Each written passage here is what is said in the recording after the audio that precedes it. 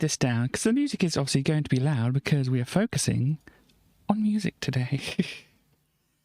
Are you ready for your album release tea party?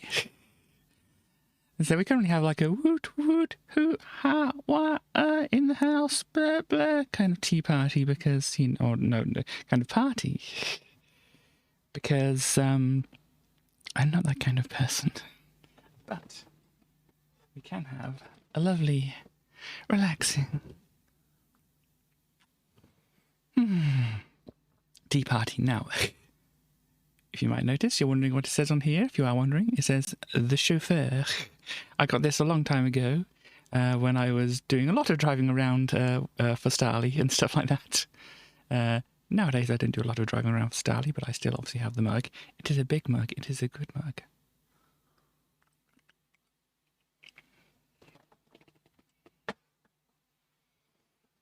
And I didn't get the whole full accoutrements and stuff like that.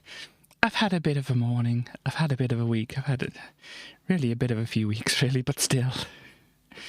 We won't go into that because we're doing tea party stuff. You can see I've got my bourbon creams in here. I only got a few because the breakfast that I had was a little larger than I took into account. So maybe only a few biscuits for me. But I hope other people have their tea and maybe some other fine dining of biscuits and cucumber sandwiches and whatever else they might wish to have. If you are having something lovely, please let me know in the chat. If you're watching this later on YouTube, let me know. You've got all the time in the world to prepare if you're watching on YouTube. Sausage, sarnies and coffee. Nice. It fits into the tea well enough. Cool. But it definitely works well. So I'm sure you're excited to hear the album and stuff like that. Excuse me. I don't really have a good idea of the plan, but excuse me. This is the album art, which was nicely created by West. There are some borders on the side of this album art. You can see the cyan and magenta. Waffle for a few minutes while West makes tea. Yes, I'm just praising West's art. It's okay.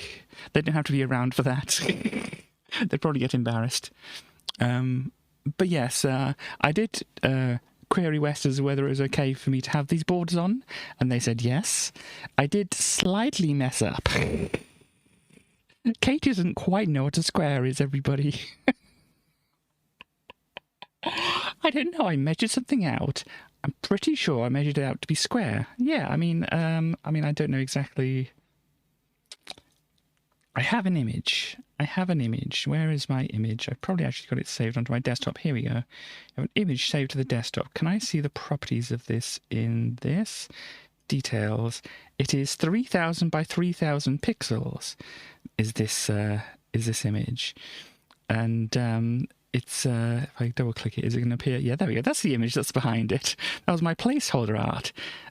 You may be able to tell from this. It is square. It is square. It is 3000 by 3000. Somehow, putting that art into this editing program, it came out as like 1200 something by 1080.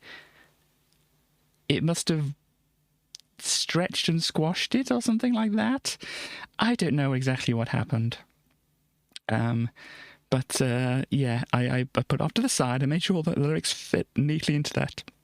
Excuse me, into that black section over on the side there. Made sure it all went all fine. People will be able to read the lyrics as they appeared in that black section there. There's a little bit of overlap occasionally and stuff like that, but mostly it fits in that black section over there. So it's easy to see, high contrast and all that kind of thing. Obviously, I can't really change much of the speed of the... Yeah... Can't really change much of the speed of the thing. Obviously, it has to keep up with the actual lyrics and stuff like that. I've tried to make the lyrics stay on the screen as long as possible, but if I'm singing fast, then, you know, you may or may not be able to keep up with it. but hopefully you can keep up with most of it, so you can understand what I'm saying, kind of what the story is. Because, as I said, this is an album, a rock opera called Princess, about this character. I have decided that maybe this character is called Rose. I wonder where that name come from. Anyway, I've decided this character is maybe called Rose, and she is a transgender fairy tale princess who has this tale of discovery about herself over the album. Well, the discovery is kind of right at the start, and then what happens after is the album and stuff like that. But she still discovers some stuff about herself and such. Anyhow, yes, this is the Rose, who is the princess.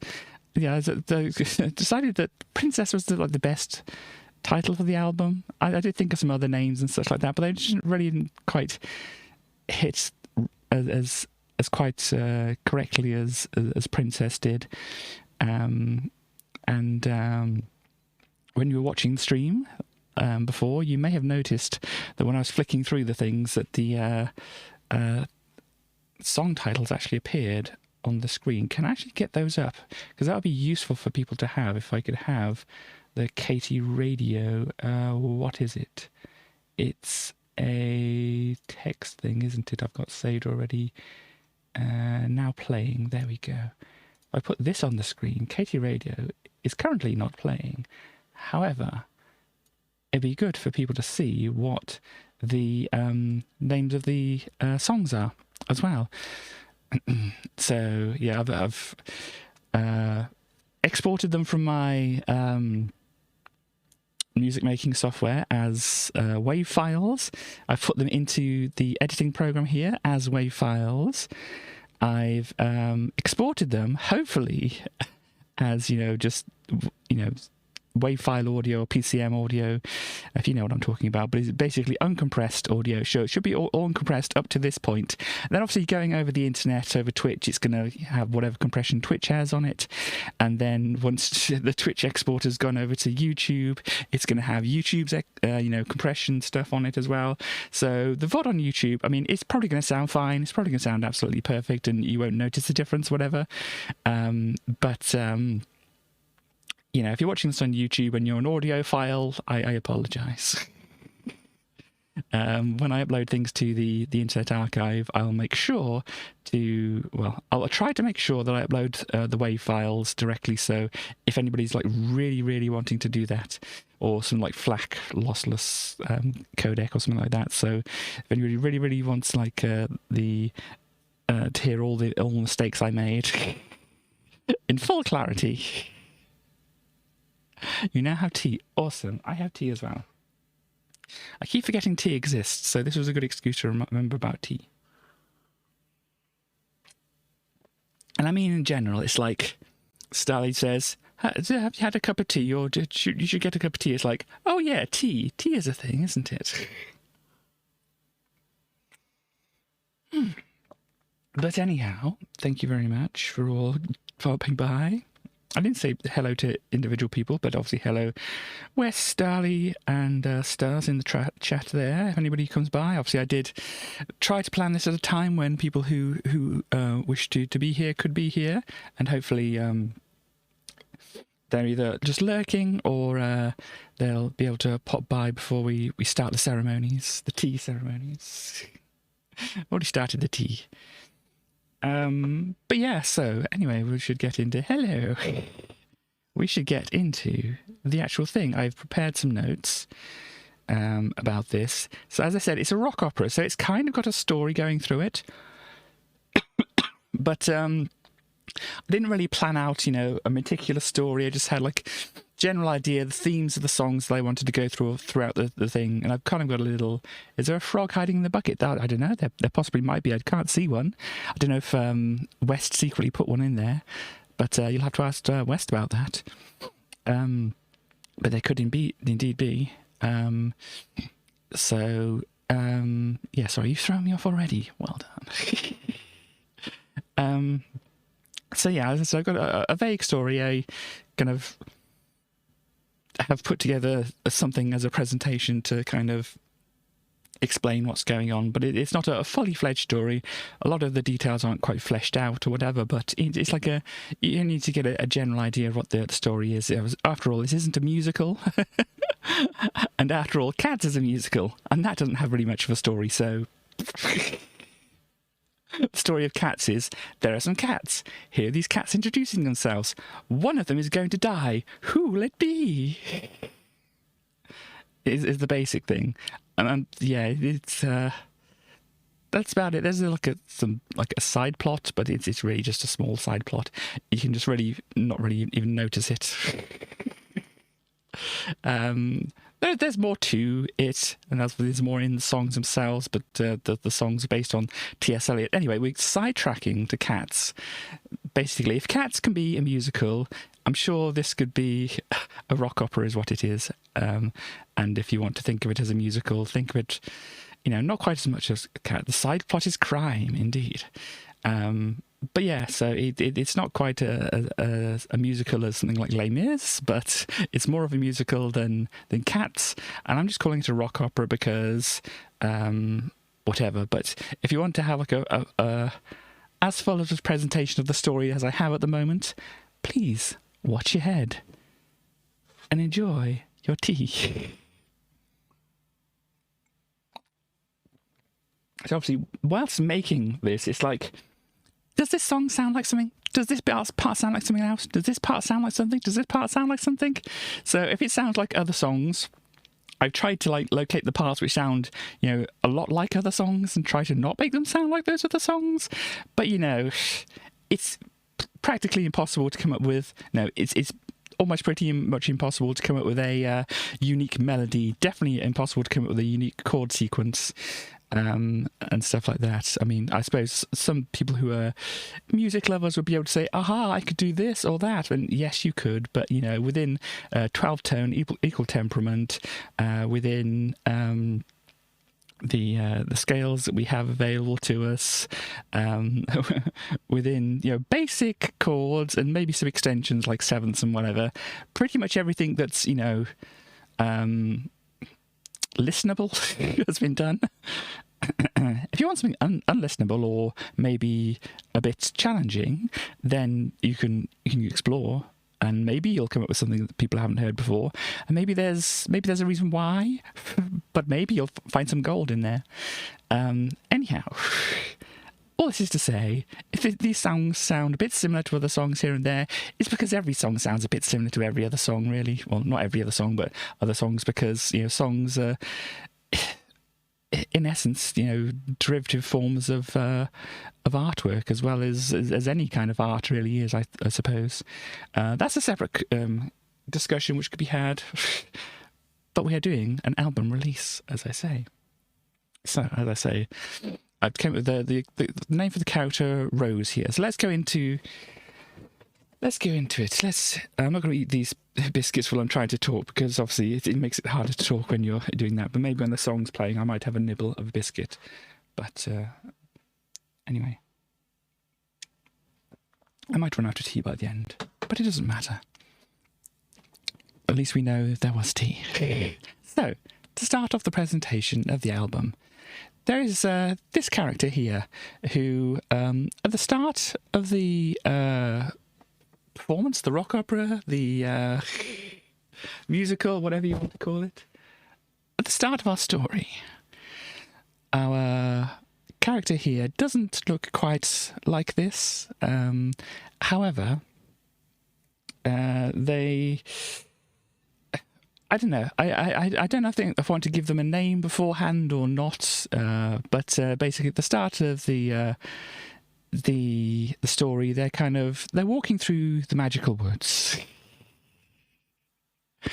Just taking a walk through the magical woods. They've been to somebody else's happy ending. Hello, MB. It's a good job you're here. We're getting started with the party. We're getting this party started. Getting the party started right with tea. I hope you have a nice tea or beverage of your choice. And maybe some biscuits or cookies, if you wish to call them such a thing. Maybe some sandwiches, little pastries or such like that. But yes, I'm just presenting the start of the album here, so we haven't actually gotten into any of the songs yet, but this is setting the scenes. So our character here, who is not yet named Rose, but I think that's what their name is going to be. But our character here at the start is walking through the magical woods after somebody else's happy ending, and they're feeling a bit down. I mean, I haven't quite figured out what the actual plot is going to be, but it's something like, they know that they're not going to get a happy ending, or they've already had their happy ending and now they're not feeling so good about their happy ending. They haven't lived happily ever after their happy ending or whatever. But there's something like that that's happened, and but somebody else's happy ending, they're feeling a bit down, so they're taking a walk through the magical woods. They take a sit down on a log, and then another character comes through wearing a red cloak. And they pass through and they say hi, they have a chat and whatever, and obviously Red notices that our character here is feeling a bit down and such like that.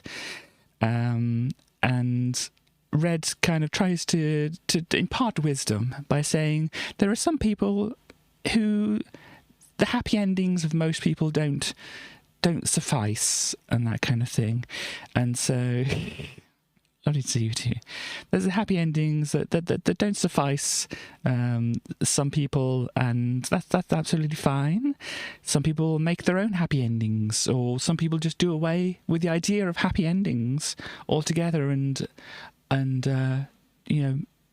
make their own stories or not stories, depending on how they go. And obviously this is news to our character here. And they express, thank you, they express how they feel, like a lot of the time, they feel like a thorn in everybody's side. And Red says, "You're not a thorn, you're a rose," and gives them a kiss, skips off.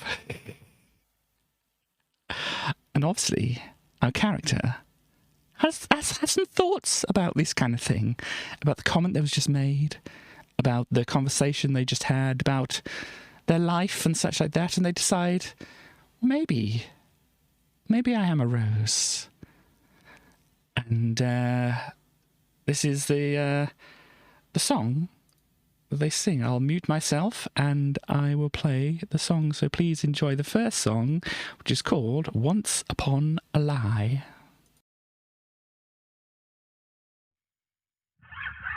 I felt just like a frog, sitting on a log.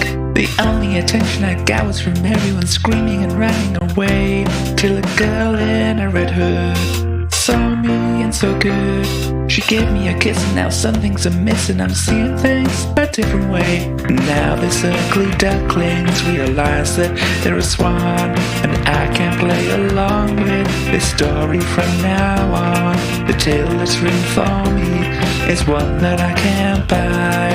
This is where my story starts. Once upon a lie, Rick gave a different view to things I thought I knew. The wolf wasn't bad and the giant was sad. The people kept stealing his things. The fairy tales they tell might roll for them well. Before you and me, we know history is written by the one who wins. And now this ugly ducklings realize that they're a swan, and I can't play along with this story from now on.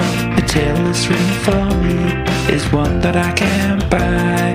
This is where my story starts. Once upon a lie, once upon a lie, life will pass us by till we stand and cry. No one left behind. Once upon a lie, life will pass us by till we stand and cry. No one left behind.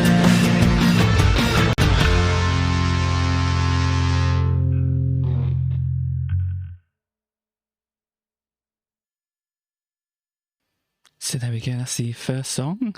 It's not going to appear on Katie Radio, is it? Of course. course, it's not going to appear on KGV. I might as well just get rid of that at the moment then. Because it's not going to appear on that because I'm not playing it through Foobar, which normally updates it. I'm playing it through VLC. Yep. But that was called Once Upon a Lie. You probably saw from the lyrics of the song there. As I said, just kind of realising you're kind of starting in the wrong place because everybody's kind of told you that you should start in that place, and it just doesn't work for you. And so, moving on from that, Rose, after kind of feeling a bit down in the dumps, kind of like realising things and realising, no, I am who I am. I am Rose now, or I always have been, or whatever. You know, it's confusing even to real life people. But yes, Rose realizes that she is indeed Rose, and she makes the decision. She makes the decision to make her own happy ending. And now, I hope you like horns. I mean, the horns. I would like to have put a lot more horns on this album. But there's only a couple of songs with horns, so this is like the first one of the two songs with horns on it. And it is called No Prince, because obviously this is what our princess Rose has figured out, that she is indeed no prince. And so I shall mute myself once again and we can play the song.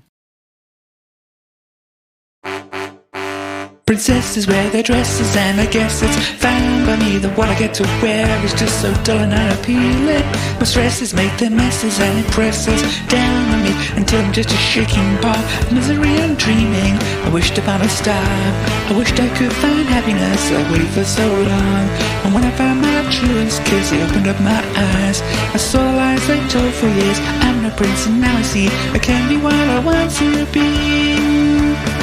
I'm gonna be there, yeah. I'm gonna be home, yeah. I'm gonna be free, yeah.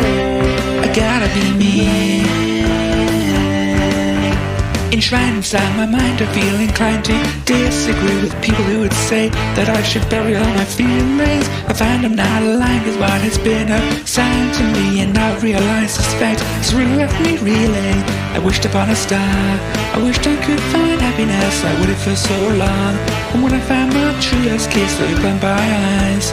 I saw the lies they told for years. I'm no prince and now I see I can be what I want to be. I'm gonna be there, yeah. I'm gonna be home, yeah. I'm gonna be free, yeah. I gotta be me.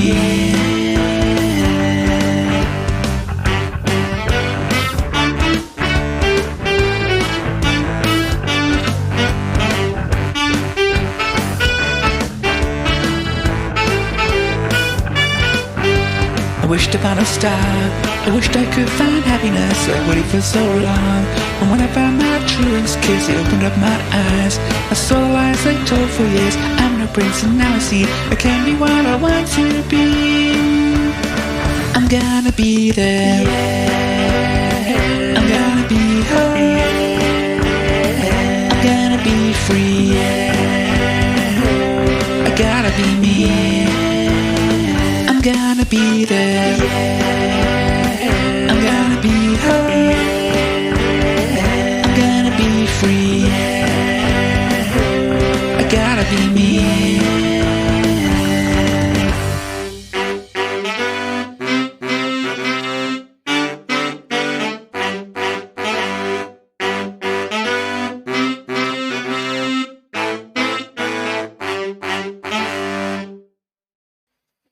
So yeah, as I said, that's the song one of two that has the horns. As I said, if I could, I'd probably put horns on everything, but I tried to like fit the instrumentation with the songs and such like that. But yeah, so Rose is like, gosh, I'm kind of a bit down and such like that, but I know what I want and I'm going to do it and such like that. So she goes, she tries to, I'm going to do it and whatever. She goes to see her evil stepsister called Princess Charmless, who is worried about Rose because she's a little bit turfy, and she locks Rose away in a tower for her safety. And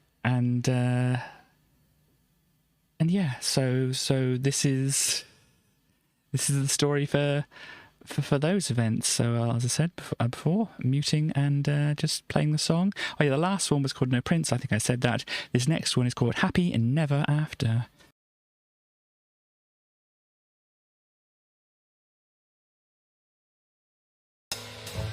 I wanted to go to the ball dressed in the finest clothes of all, to look awesome as I can go all out. The Princess Thomas told me that I bring shame on our family, and why do I want to be the outro now? Cause I'd be happy never after if I had to walk a line. Cause that is not my happy ending, oh my once upon a time. But she won't believe my story, and she wants me to be free. So she locks me in a tower, and she throws away the key. Red says I have to be myself, I can't be found by someone else, but it's easier to say it than to do. It's easier to hide inside the fortress I built in my mind than come outside and deal with all of you. Cause I'd be happy never after if I had to walk a line. Cause that is not my happy ending, oh my once upon a time. But she won't believe my story, and she wants me to be free. So she locks me in a tower, and she throws away the key. Oh me, oh my, what can I do? I have to stay here in my room. I'll have to face this doom and gloom, and wait for my wish to come true. Even though I kick and whine, it's easier to just resign to lay back and to let the world go by. Sometimes it seems a hopeless task to fight the world is such a mess. They burden you with shame and guilt you try. And I'll be happy never after if I had to walk a line. Cause that is not my happy ending, oh my once upon a time. But she won't believe my story, and she wants me to be free. So she locks me in a tower, and she throws away the key. Oh me, oh my, what can I do? I have to stay here in my room. I have to face this doom and gloom, and wait for my wish to come true. Oh what, oh why am I to do this poor defenseless princess who has to see this sadness through, and wait for her wish to come true. My dear, my princess, don't be blue. We'll make your wish come true.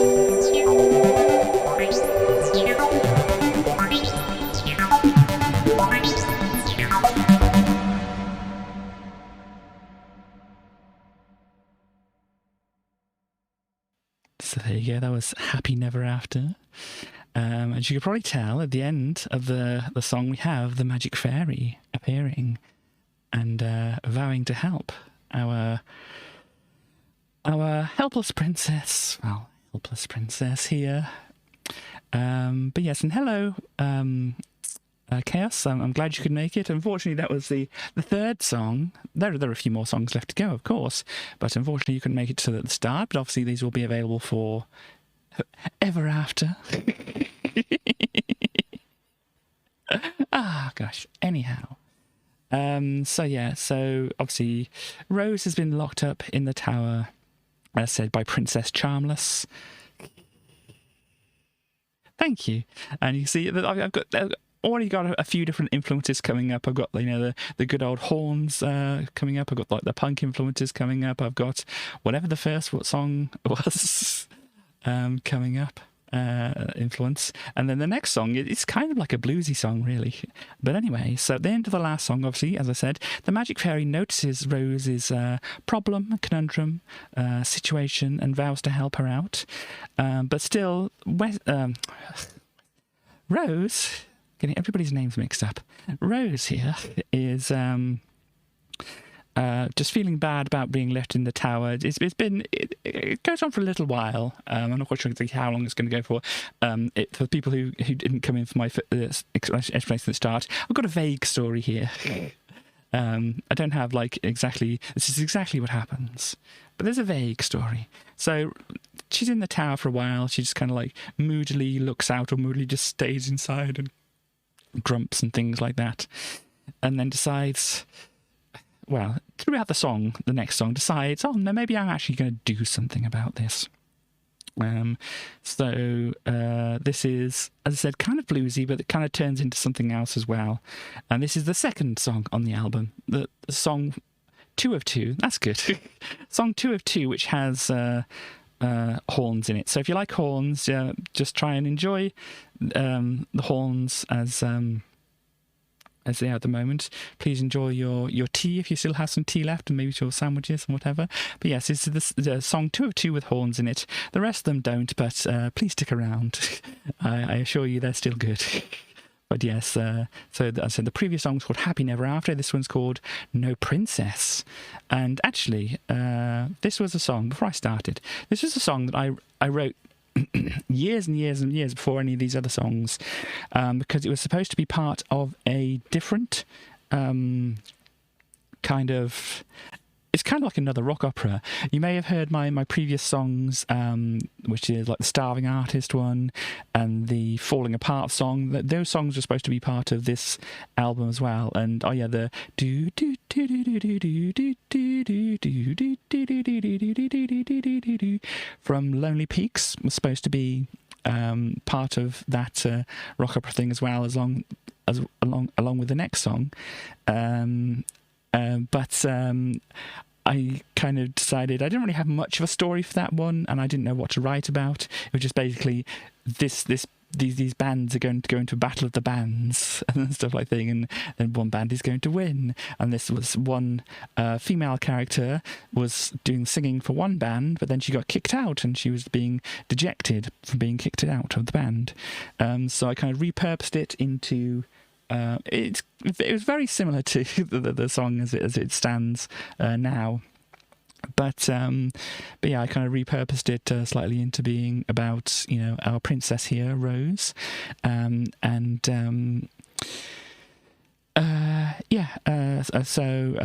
obviously the other songs I was singing from a more masculine or neutral point of view. This needed to be sung from a feminine point of view, and I thought at the time, well, I can't sing anything from a feminine point of view, can I? And I decided, obviously, over time, that, maybe I could. But this was way before I realised I was trans, so, yeah, anyhow. But the basic thing is, Rose is being a bit bummed out about being in the tower, but she decides she's going to do something about it by the end of the song, so please enjoy No Princess.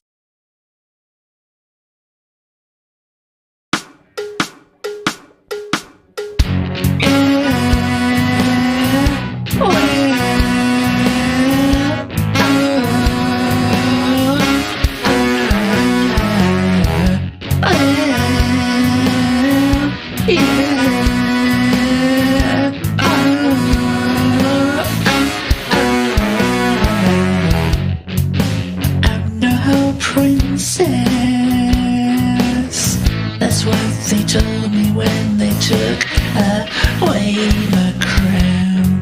Now I'm in distress. And where's my charming prince to turn things round? I don't need this. I've landed in a muddy puddle. Now I'm in trouble. And I don't believe this. I was promised the earth, but they dropped me in a muddy puddle and burst my bubble and I drowned. I was promised the earth, but they dropped me in a muddy puddle and now I'm floundering around. Oh.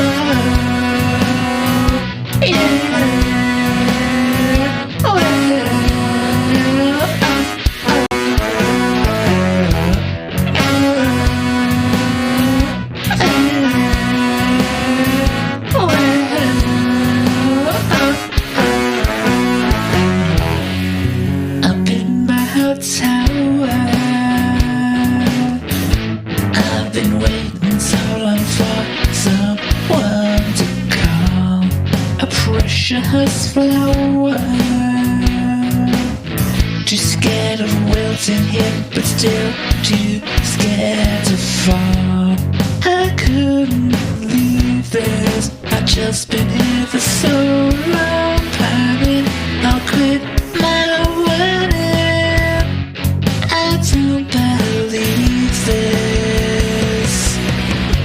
I was promised the earth, but they dropped me in a muddy puddle and burst my bubble and I drowned. I was promised the earth, but they dropped me in a muddy puddle and now I'm floundering around.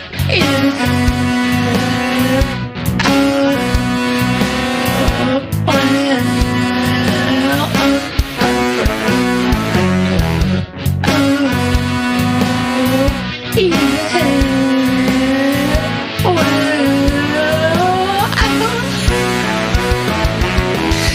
Give myself on my feet. The sky is the limit and I believe in the barrier. I gotta run till I can't look back. I gotta get myself away. I can stay in my comfort zone to hide myself, but I don't know what's scarier. You say I go, my instinct says I gotta get myself away. Away, away. I gotta get myself away. Away, away, away. You say no princess, but I'm gonna wear the crown. When I get down, I'm gonna get myself away. That's what you say, but not today. I'm gonna get myself away.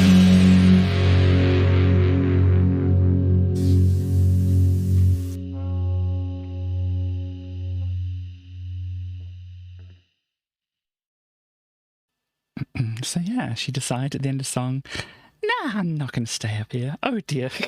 I apologise. There, NB.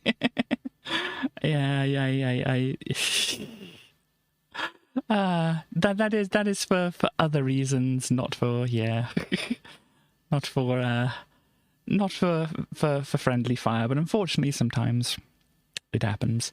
Apologies for that. So yeah, you celebrated too hard. Yes, you got to temper it a little bit. Jamming out, I know. Streamlabs, why?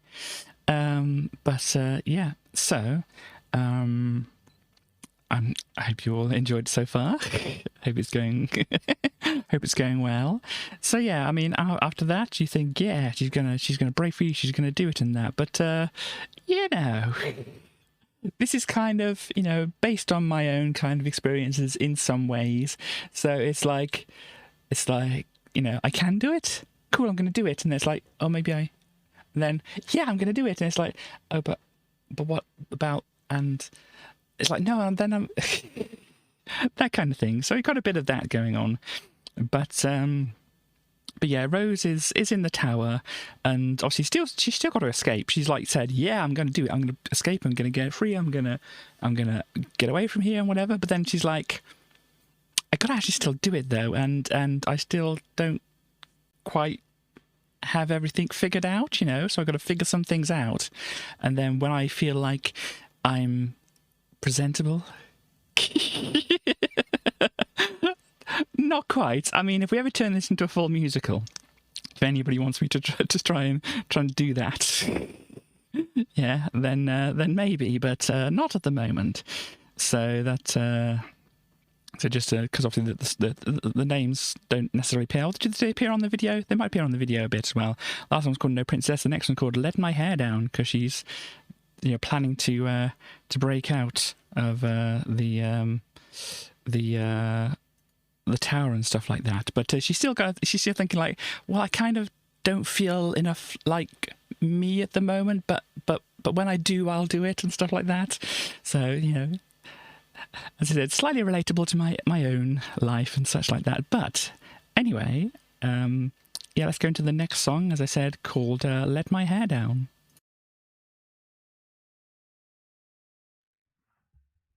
I'm waiting for fate to smile down, so I can live my life just perfectly. So I'll do the things I can do to be as close as I was as I was meant to be. I'm gonna let my hair down and break myself free and leave this place so I can be me. I'll wait until my hair gets all the way down there and I'll run away from here. Today, I know in some way that I'm already who I want to be. It's just I've been told for so long just who I am, and I'm meant to agree. But now I need some time to introduce myself to me. I'm gonna let my hair down and break myself free to leave this place so I can be me. I'll wait until my hair gets all the way down there and I'll run away from here.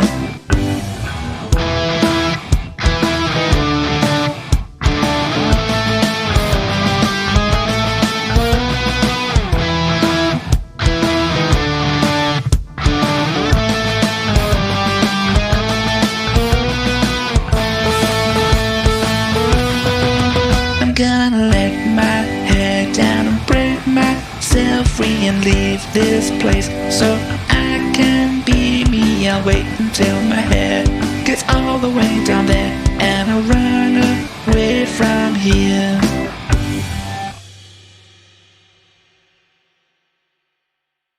So yeah, that is it. That is a short song, of course. Some of them are short songs, some of them are longer songs.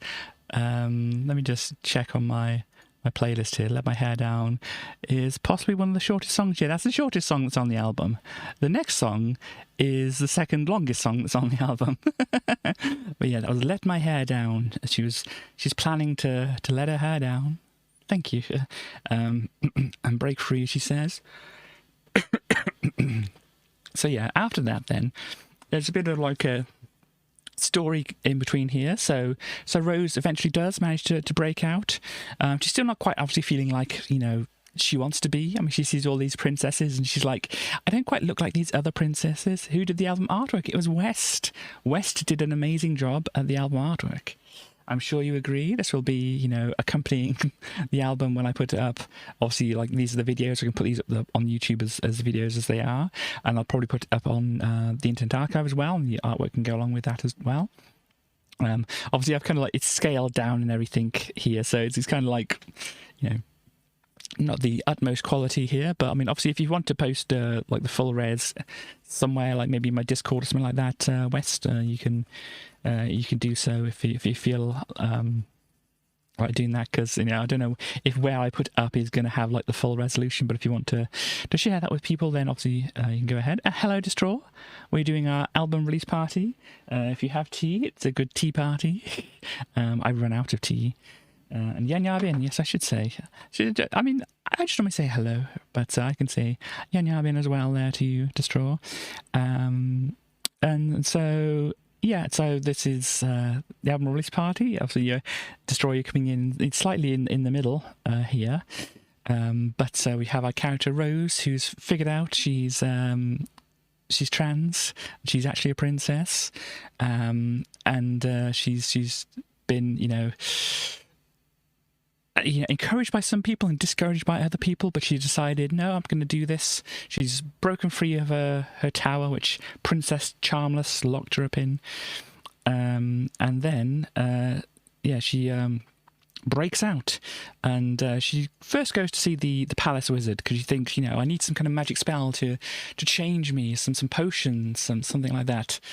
To change me into the right shape and stuff like this. Gosh, based on real life in some way, I don't know. But basically, she needs a magic spell or a potion or something. What a happy Destroy. Yay. That's good that hello is kind of like what a happy as well. That is very nice.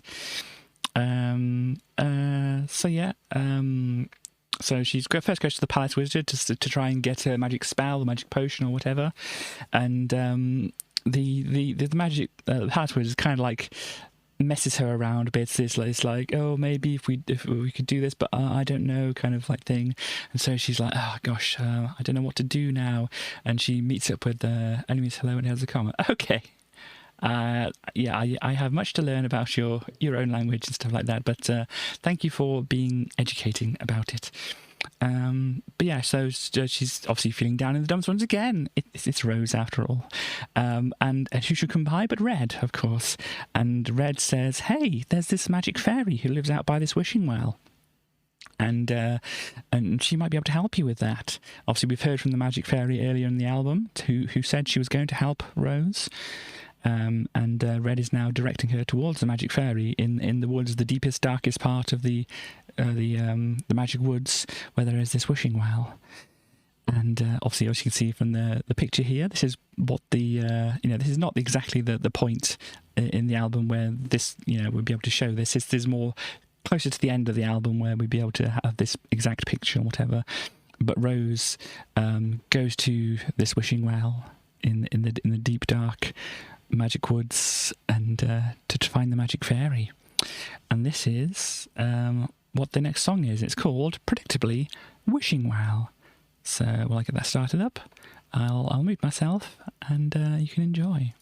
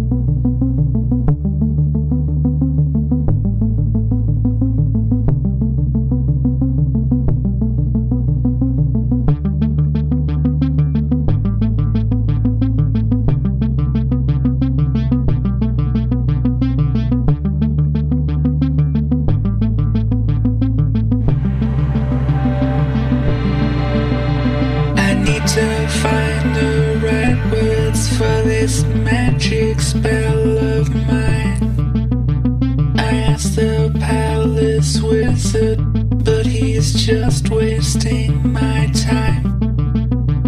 Ray says she's heard about a magic fairy who can help. So now I'm throwing all my hope into this wishing well. I'm by the wishing well, wishing me well, wishing.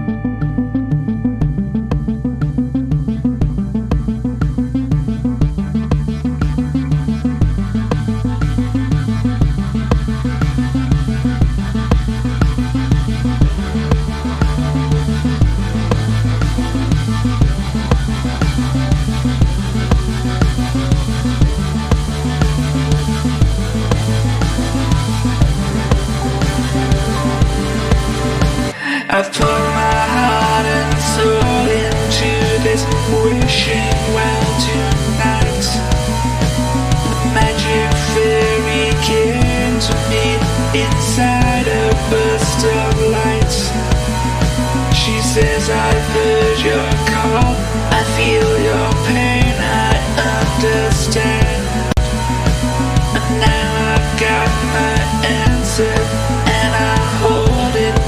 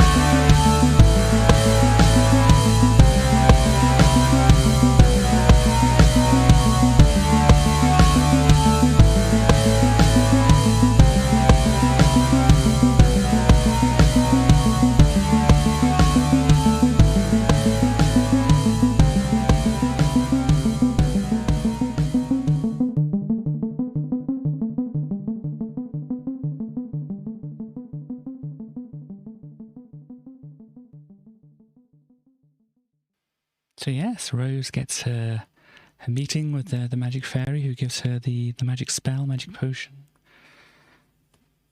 and helps her,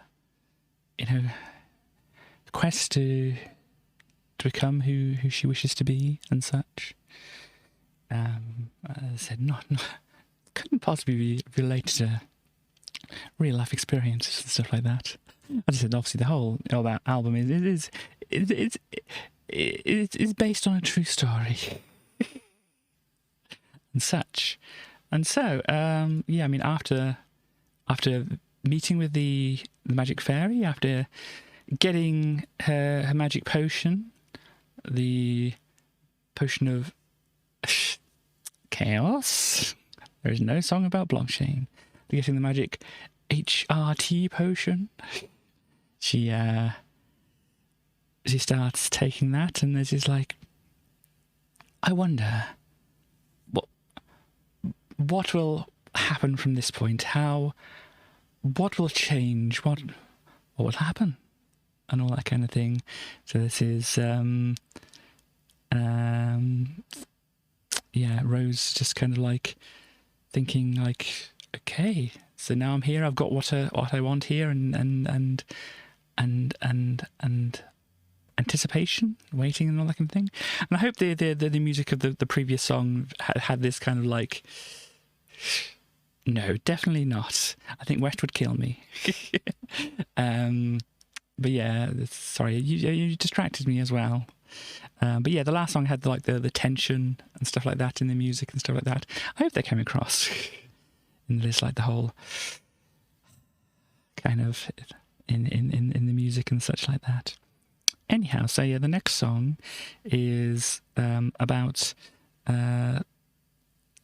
what Rose was wondering what she's going to be from now on and stuff like that. And it's called Ever Now.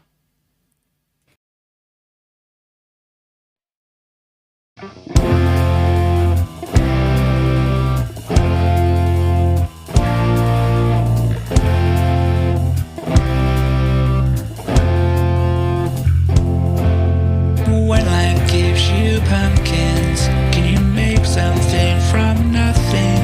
Can you pick up all the broken parts somehow? If all your wishes come true and your fairy godmother comes to you, and you will be changed forever, ever now. Ever now, can't you tell what you're doing to me? Cast a spell and we'll see where I'm gonna be. Will I shrink, will I grow, will I see, will I know what I'll gain from this endeavor? Will I understand whatever it means to be changed forever, ever now? If the magic you've been wishing comes to you and you start changing, if you get your magic transformation spell, will it be all that you're dreaming? Will you come out of this beaming? Will your smile be smile forever, ever now? Ever now, can't you tell what you're doing to me? Cast a spell and we'll see what I'm gonna be. Will I shrink, will I grow, will I see, will I know what I'll gain from this endeavor? Will I understand whatever it means to be changed forever, ever now?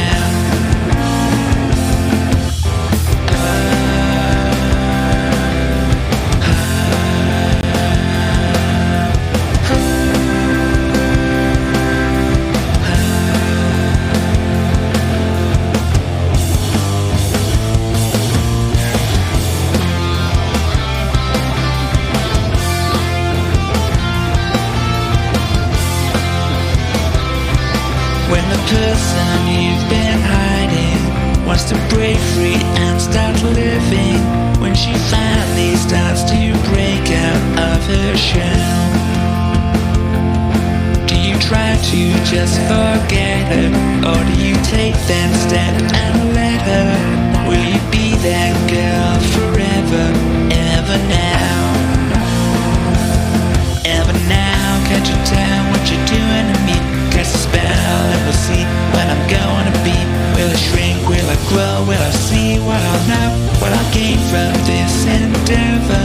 So I'll take the step and let her, and I'll come out of this better, and I'll understand whatever, and I will be changed forever, ever now.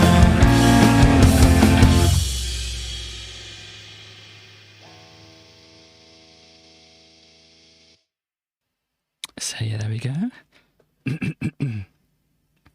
So yes, our princess is like, you know, waiting for things to happen from the magical potion and such like that. And it's like, I wonder what will happen. But whatever it is, I'm gonna rock it. So yeah. And so we got that, and then afterwards there's obviously going to be a big ball and such, because it's a fairy tale story here, so there's going to be a big ball, and of course, you know, Princess Charmless is going to be there and such like that. But still, Red invites Rose to go to the ball, and Rose is like, oh gosh, well, I'd like to, but I'm still not quite sure, you know, I haven't, you know, there's still these changes that need to happen and whatever, and maybe there's been some changes or such like that, but she's still like, gosh, I don't know, maybe I need more changes, maybe I need to wait some more for something to happen before I'm ready to really to show myself in such a way and stuff like that. And then obviously kind of she realizes, and maybe Red kind of, you know, hints at it as well, that even though she has most of what she needs, she also kind of needs maybe a little bit of confidence, just to say, you're ready. You're ready as you are. You've got what you need. It's having its effect, you know. Sooner or later, you've got to just go, and you got to need your confidence for that. And yeah, and so this is what this song is about, and it's a possibility that Rose here is actually talking to another character, and they're singing this song or such like that. But as I said, I've got more or less the general idea of the song or the story, and they kind of just inform the nature of the songs, really. So this is our hero, who has realised she needs confidence and maybe getting a bit of a pep talk from someone else, and such like that. And it's called Be the Heroine.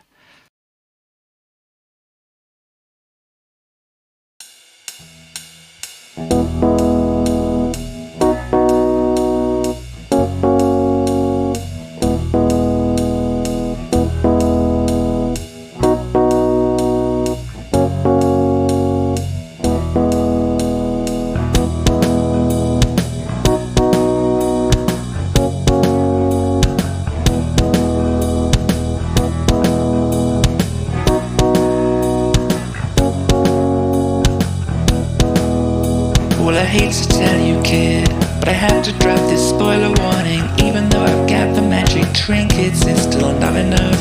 Everything I did was necessary for my calling, but I still have to work hard, and I think it's going to be tough. Cause even though the shoes are shiny and the sword is sharp, the feet and hands that touch them are the same. You still have to be the heroine of your own story. The magic weapons help you, but you must make your own glory. You have to find your confidence. You can't take from someone else. And if the world won't save you, save yourself. Well, I know you push so hard, but you never really can stop pushing. Cause every single day there will be people always pushing back. I know you're bruised and scarred, but they're never gonna keep on rushing. Lay back sometimes, but keep one eye open for when they attack. Cause even though we'll have our victories in times of peace, our enemies are always taking aim. You still have to be the heroine of your own story. The magic weapons help you, but you must make your own glory. You have to find your confidence. You can't take from someone else. And if the world won't save you, save yourself.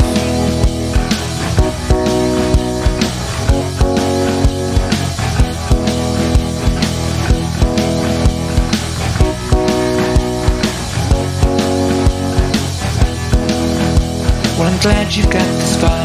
I'm glad I'm also here with you. Even though no pile of gold or buried treasures at our feet, everything we are is the sum of everything we've been through. And even though it's long and tough, we've found our ways to be upbeat. Even though the world dealt us our hand and stacked the deck, it couldn't change the person we became. You still have to be the heroine of your own story. The magic weapons help you, but you must make your own glory.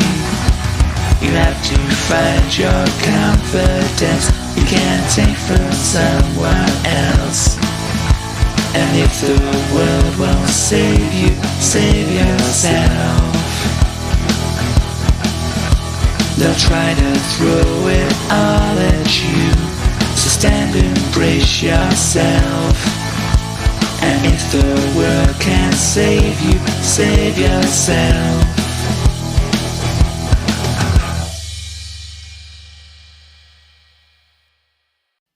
There you go.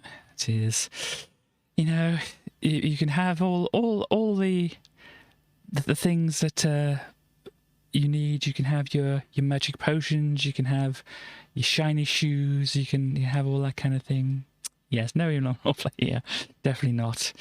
But you still have to bring something from inside from yourself. And it's even though obviously you can see I've kind of done that to some extent. It's still an ongoing battle all the time for me, really, just to say, okay, confidence, Katie. But so yeah, after she's like, yeah, confidence, everything I need. I've got everything I need, even the things that I have to provide myself here. I've got all this, and so I'm getting ready to go to this ball, but I'm not quite ready yet because, there's that frickin' Princess Charmless.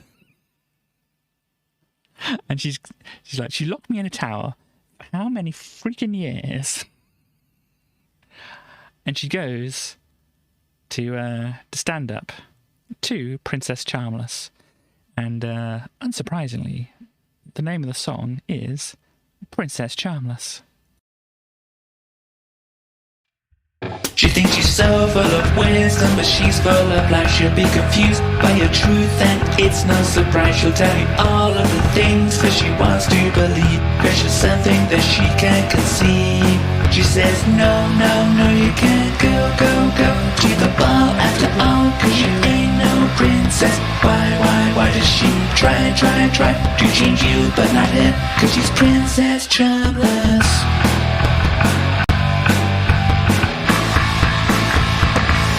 She thinks she's so full of reason, but she's full of it. She'll spin her tails full of lies and lure you into her pit. She'll drag you down to her level, into her cesspool.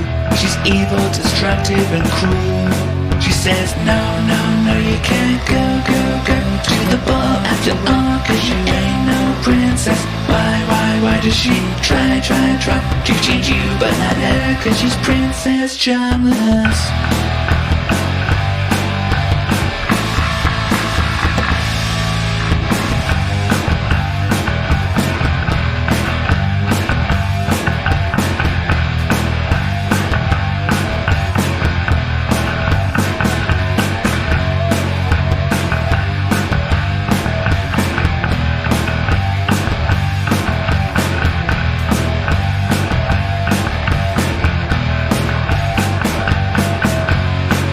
Says no, you can't go to the ball after all, 'cause you ain't no princess. Why does she try to change you, but not it? 'Cause she's Princess Charmless. Hey, I'm my way coming through despite you, 'cause I am a princess. No, you can't show me your way, not today, 'cause you're cruel and charmless.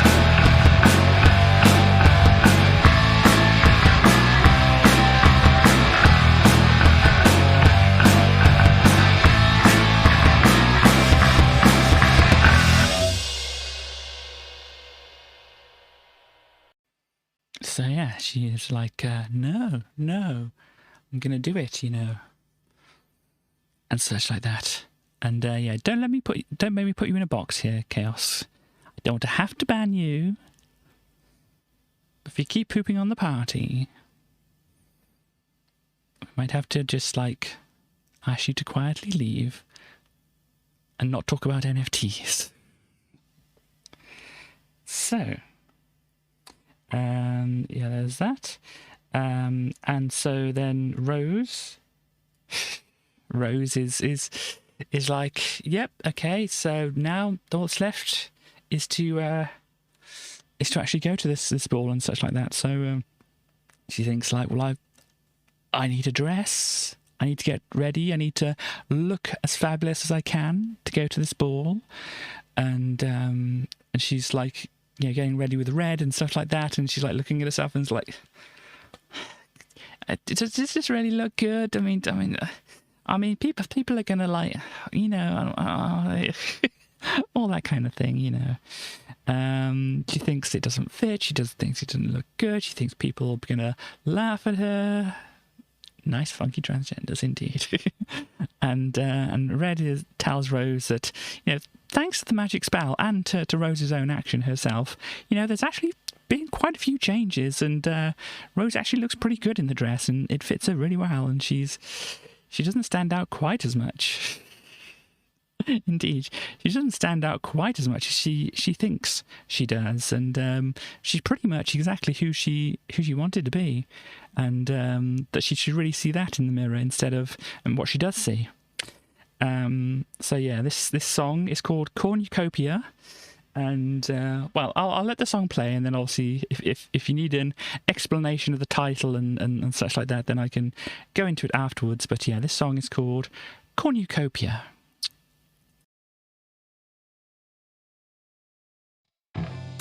Ask my mirror on the wall, who's the blandest of them all?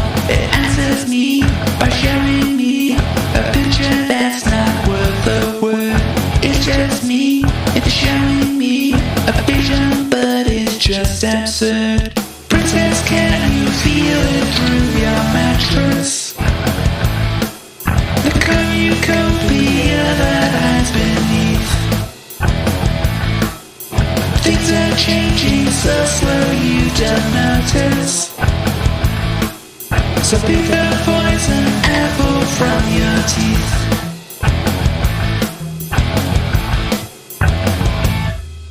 The spinning wheel of you so long has poisoned my mind all along. Instead of gold, now I see the face of my worst enemy. And who is this? Who could it be? Inside of me.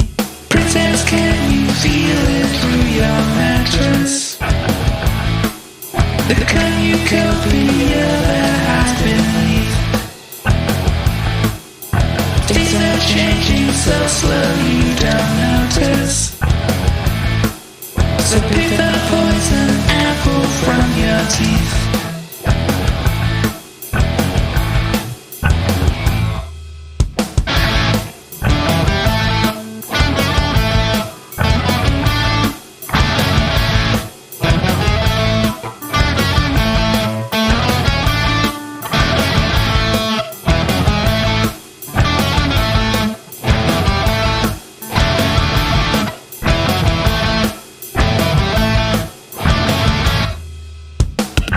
Planted long ago, were fruitful and began to grow. I wondered why they'd come to be, and day by day they grew so slow.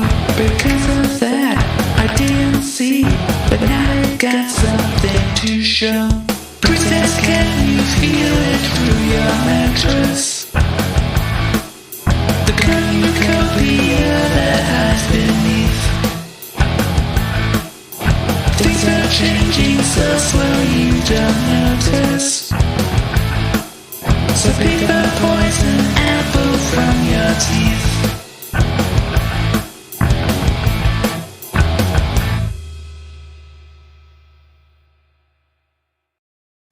There we go. So yeah, obviously based on the story of like the Princess and the Pea and such like that, but it's not a pea. It's not a subtle thing at all. It's just, you know, it's kind of like the opposite of that story. It's like, oh no, there's this tiny pea underneath it, and I just can't help but realise that it's there. And then for Rose here, for me, whatever, it's like, oh, there's been all these, you know, massive cornucopia appearing underneath my mattress, and gosh, it doesn't feel like anything's happening at all. It's the general idea for that.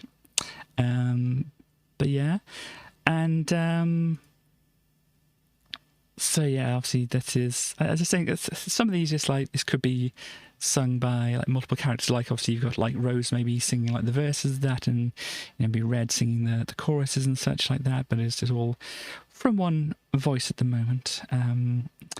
So yeah, for the next song, got a couple of songs left for the album, and yeah, so obviously Rose, she's still anxious about things, but she's like, yeah, okay, I mean, Red believes in me, I can see what she means, let us get ready, let us go to the ball. And indeed, as the song title says, yes, I shall go to the ball. And here it is.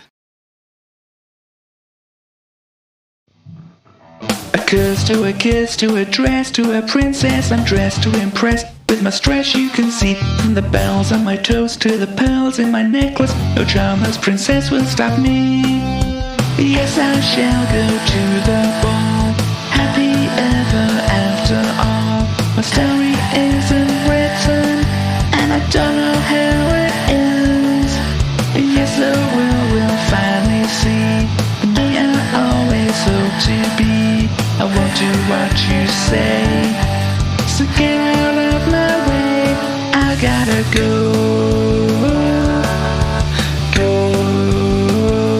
I gotta go.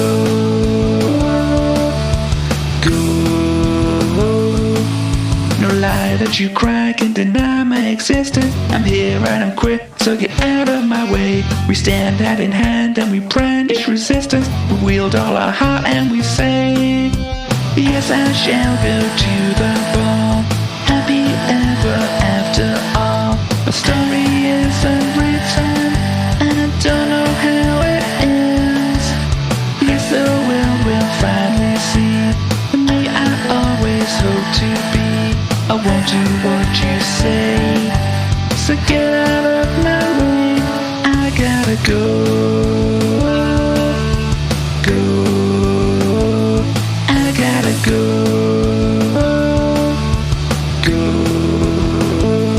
I gotta go.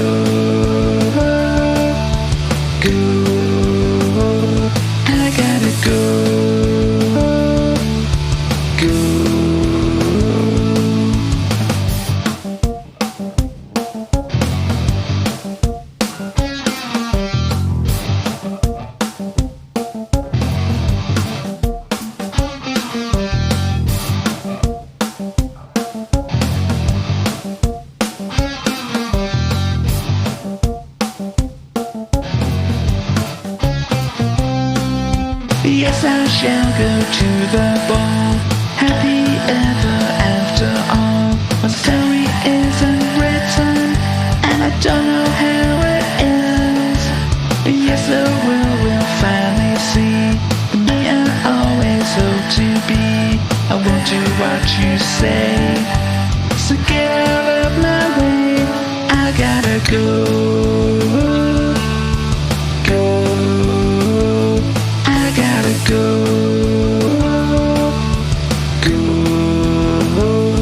I gotta go.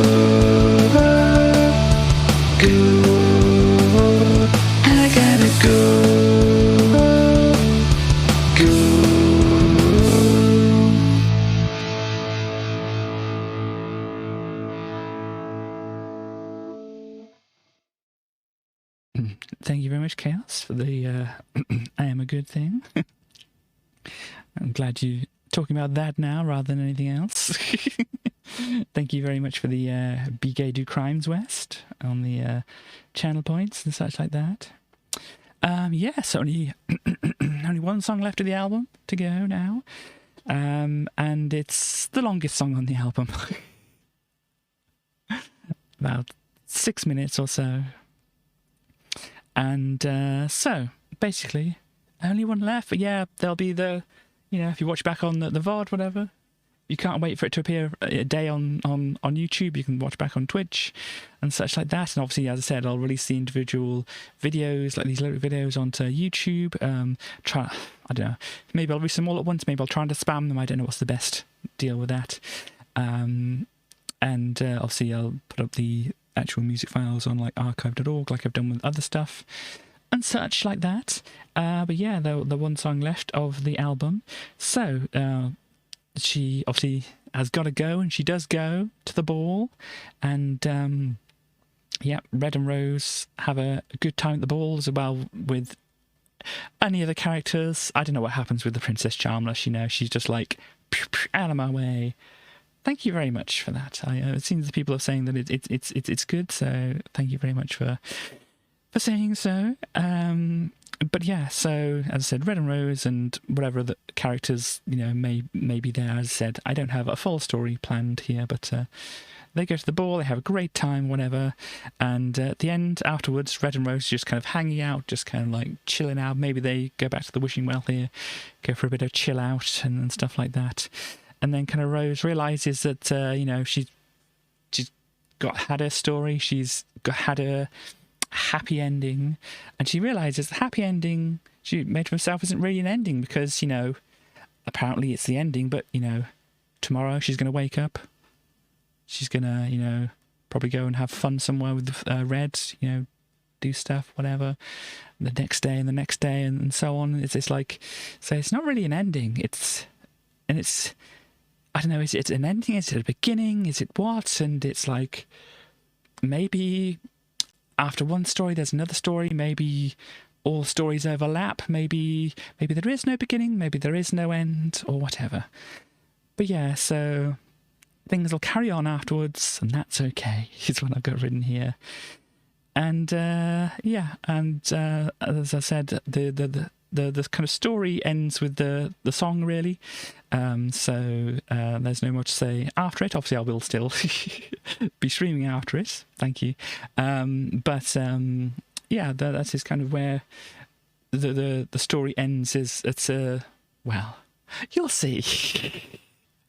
You'll see. We'll get to it. But be prepared for basically a bit of an epic of a song, and those overlapping vocals, which I mentioned before and did a little bit of a demonstration of and such like that. But please be prepared to listen to the final song of my Princess album here, Once Upon a Time and Time Again.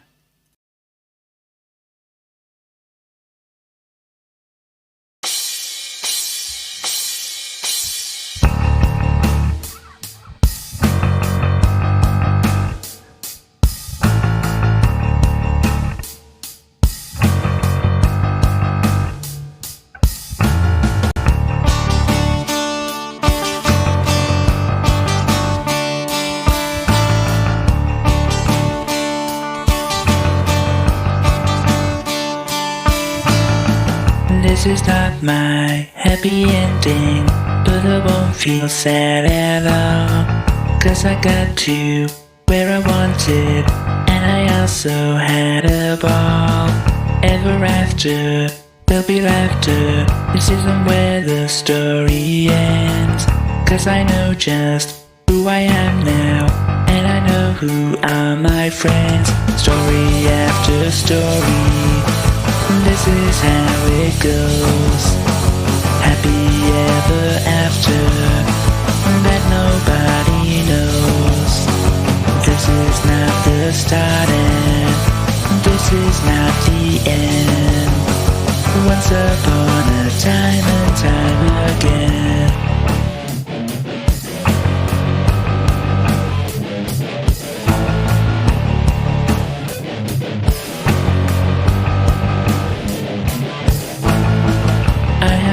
A superhero, I'm just one among a crowd.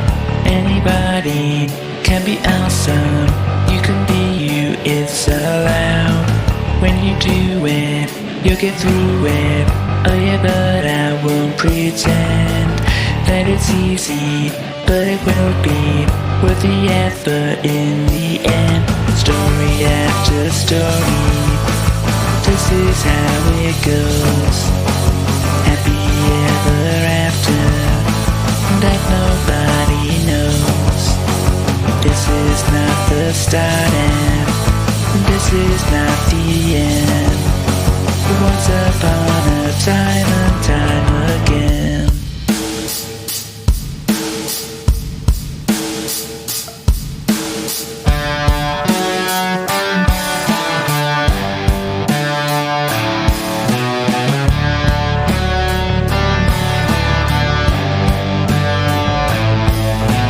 Once upon a time and time again. Once upon a time and time again. No one left behind.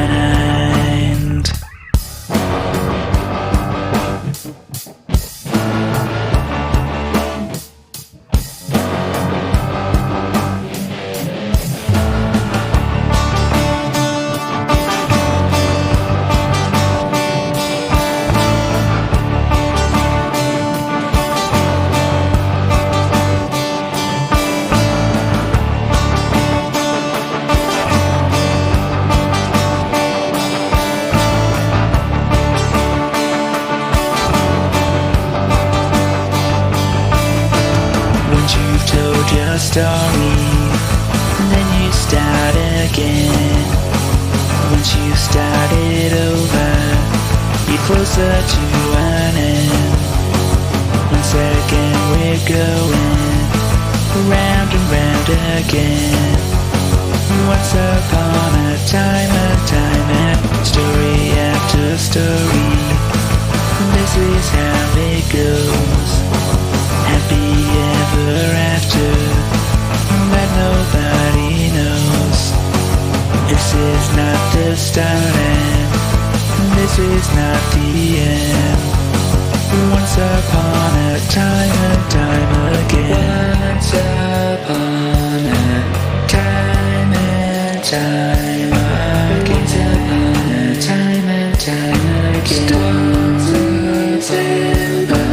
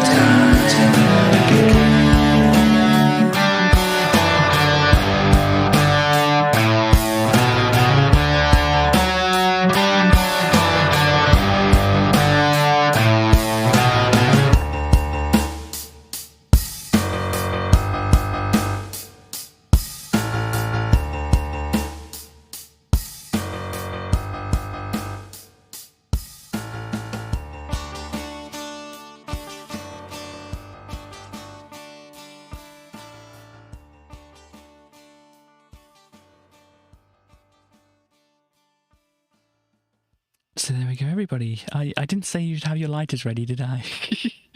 We got the tea, we got the biscuits, we got the sandwiches and everything, but we didn't get the lighters. We forgot about the lighters. But thank you very much, Andy, there. That was the album. I hope you enjoyed how it was. Obviously, as I said, so you can watch back the VOD to listen to it at the moment, but it'll be hopefully up on YouTube and such like that soon. I obviously got to do it and such like that. That's good. Thank you. I'm glad you enjoyed yourself.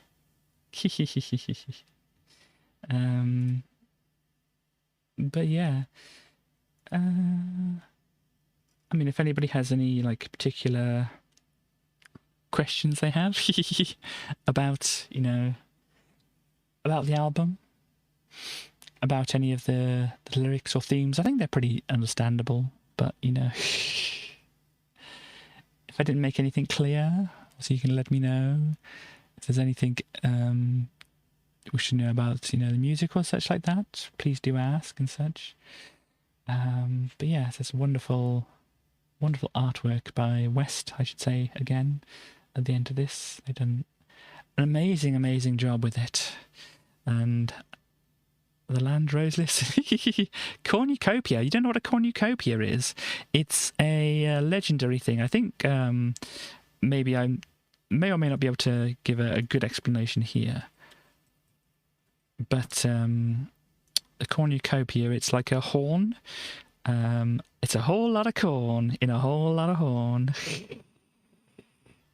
Let's bring up some information on screen here. Yes, it's definitely very good. Horn of Plenty, that's the one. So let me actually bring up, because I actually don't have this prepared at the moment.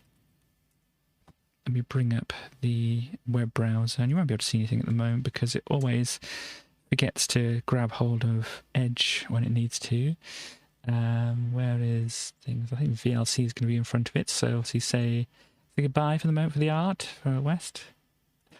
No, definitely not that. Most definitely not that. Behave yourself, or you'll go back. You'll go in the box with Chaos. No, a separate box, far away from Chaos. Yeah, but this is obviously Wikipedia and stuff like that, as you can see here. So if we go over, you'd be shoved in a box with some corn. No, actually, maybe you might enjoy. Never mind, forget that. But anyway, we've got in classical antiquity. So yes, my album is drawing on classical antiquity.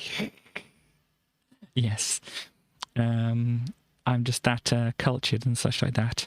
Cultured like yogurt. Anyhow, in classical antiquity, the cornucopia, from Latin cornu as a horn and copia as in abundant, as copious and stuff like that. Also called the Horn of Plenty, was a symbol of abundance and nourishment, commonly a large horn-shaped container overflowing with produce, flowers, or nuts. So basically, as I said, that one song is, you know, an allusion to the story of the princess and the pea. As I said, the princess falls asleep on like a tower of mattresses, and she notices, even though she's got these towers of fluffy mattresses and stuff like that, that there's a tiny pea underneath it. You can notice that slight difference and whatever. But with the princess in the story, as in with me and such like that, it wasn't a pea that was under a bunch of mattresses. It was just like a cornucopia, you know, as it says here, large horn-shaped container overflowing with produce, flowers, and nuts and other things, just abundance underneath this mattress, which is like impossible to miss. But for the princess, she's like, oh gosh, I really don't feel like there's anything under this mattress at all. You know, as I said, it's kind of a reversal of the whole princess and the pea thing. It's just like, gosh, you know, I can't notice any difference whatsoever, and such like that. Oh gosh, no, hang on, skip. Things are happening on this other screen here. Sorry about this. Get things sorted out here. So yeah, I've kind of heard of this thing where you get this horn, and basically here's like, you get them in a lot in like adverts like this, as it shows. Can I just open the image itself here? As you can see, here's the horn, the cornucopia, and it's overflowing with all the produce and stuff like that. So instead of just a single pea, it's just like all this stuff under just a single mattress. And the princess is like, but I can't feel anything at all, you know. And yeah, from what I know of some stories, it just like, it's not just this bunch of fruit stuffed into this horn. It just that it keeps coming out. Even if you take fruit away, it'll just keep coming out and out and out. Yes. But yeah, it's kind of like a bag of holding that's just like full of fruit and stuff like that. that never ends, overspilling with fruit and such. So yeah, that is the illusion that I'm going for there. Oh, look, in Terry Pratchett's Discworld, Tiffany Aching was briefly in possession of the cornucopia. Yeah. Problems with spurting out food and animals, including a massive flock of chickens. But yeah, so as I said, like in like coats of arms and other things, you get it appearing a lot. The overflowing horn of plenty, and such like that. But yeah, that's the illusion there that that I'm going for with that. Oh gosh. Oh. So yeah.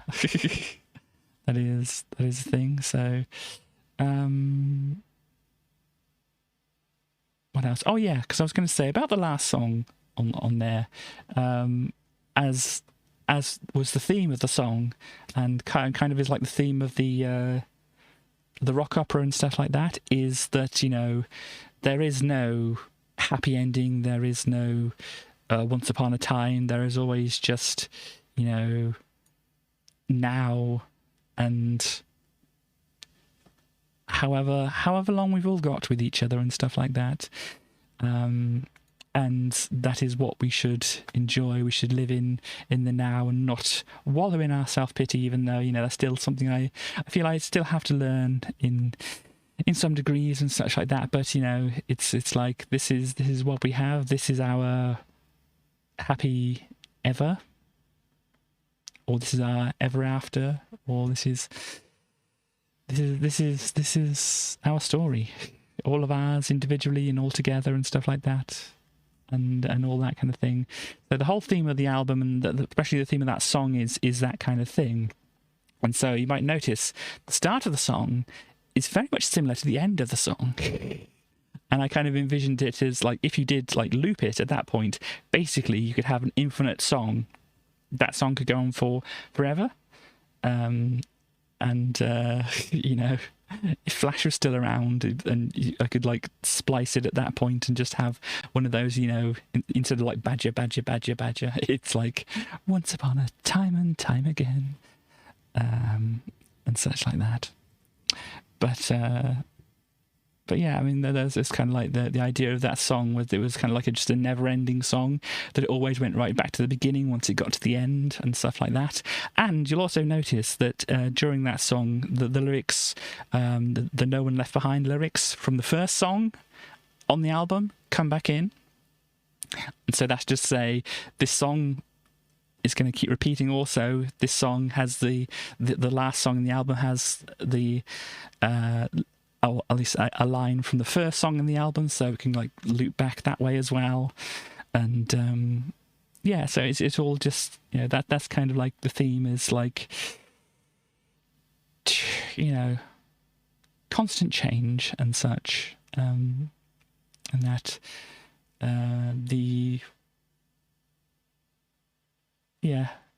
it's all the same, but it's all different because it's different people and things, you know. That's the whole, that's, you know, partially why the whole No One Left Behind thing gets echoed as well, because possibly in the story, possibly if there's ever any expansion of this into like a musical or a film or such like that, I mean, obviously I wouldn't be able to do it on my own, so I would need other people to help me out with such a thing if that was ever to be. But I'm not making any necessarily plans about that at the moment, but yeah, as I said, with that kind of thing, there'd probably have to be some kind of other character who appears at the end, who's kind of like in a similar situation to what Rose was like in the beginning, and then Rose pops by and says, "Hey, Chaos, I have the power, you know, but I'm sure that's what you want, so I'm not going to give you the satisfaction." So get back in the box, indeed. Get back in the box with all those NFTs of yours. So yeah, it was just like, there'd be like, at the end of the story, there'd be another character, you know, maybe with their own story, maybe with a, you know, the kind of expectation or the promise of like, you know, something similar but something different. Maybe it's instead of like obviously a trans feminine character here, maybe it's a trans masc character, maybe it's a non-binary character, maybe it's some gender fluid character, maybe anything is the, or maybe there's you know, more characters. Maybe it's you know, whatever, I don't know. It's just like, that's the kind of idea that obviously is, you know, as I said, a theme of the music, but you know, that's not spelled out in the music and such like that. But that's kind of like the idea, is that if there was more of like an actual presentation of this kind of thing, rather than just an album, rock operas, that kind of thing, it would be, you know, obviously there'd be slightly more characters than just like Red, Rose and Princess Charmless. There'd be like other ones, and there's, yeah, so it's assistance and and stuff from you know, as I said, there's that one character in there who's like, I hate to tell you, kid, but spoiler warning, it doesn't necessarily get easier, but you know, at least you know who you are and such like that. So there's a lot of that, and as I said, it's a theme that goes through the album. It's like, you know, there's no, you go through a transition from one state to another, and then it's all sunshine and rainbows from then on. It's still an ever-evolving process and such like that. But yeah, as I said, I just wanted to go on to that, and yeah, I hope you picked up on a lot of the, you know, fairy tale allusions throughout the whole thing, and also a few puns and such like that. Of course, I couldn't not drop puns in to the lyrics. And one of the lyrics, a trans work is never done indeed. Some of the lyrics that, you know, I'm proud of a lot of the lyrics, most of the lyrics and whatever, but you know, the ones that it's like, I'm kind of impressed that I managed to do. Where are we? I've just got to remember which song it was, or I could do a search for it. I can do a search for it. Yeah. There we go. A few puns indeed. So there's the thing, one of the songs. Which song is it? Oh yes, it's the No Prince, the second song with the horns. As I said, there are no horns apart from those two songs, but I'm sure you agree it's still got some good sounds and stuff in there. But yeah, the No Prince, you've got princesses wear their dresses and they guess it's fine by me, and my stresses make their messes and it presses down and such like that. I thought, you know, it was I'm very happy about my ability to find all those rhymes and make them make sense. And also we got enshrined inside my mind, I feel inclined to disagree, and then I find I'm not aligned with what has been assigned to me and such like that. But yeah, that No Prince song, that was one of the songs which actually was kind of one of the hardest to actually write and figure out, you know, the actual lyrics and the music as well, because it was going to be, if I actually go back to it, I can actually load it up or play it through Fubar here now. So we got this one. Princesses wear their dresses, and I guess it's fine by me that what I get to wear is just so dull and unappealing. My stresses make their messes and it presses down on me until I'm just a shaking ball. We'll play a little bit of this. I wished upon a star, I wished I could find happiness. I waited for so long, and when I found my truest kiss, it opened up my eyes. I might be able to pick it up, but you got horn, and stereo. I'm gonna be there. I'm gonna be home. I'm gonna be free. I'm gonna be me. Enshrined inside my mind. But yeah, so let's say with that song, how many of these are recorded live? None, very little of this are recorded live. I mean, obviously I basically have this microphone plugged in through basically a similar set to what I got here with the audio interface, but just plugged into my laptop here and just like singing just basically over my bed, really, just trying to get the right takes and stuff like that. It's like, yeah, and just kind of doing those kind of things, just singing to myself and whatever. So, you know, that was, and obviously, you know, had some pitch changing and stuff in there quite a bit, actually, but, you know, tried to make it sound, you know, not as glaring as possible, but, you know, not avoiding the sound just because, you know, some people will go, oh no, she used pitch correction. It's like, so everybody uses pitch correction nowadays.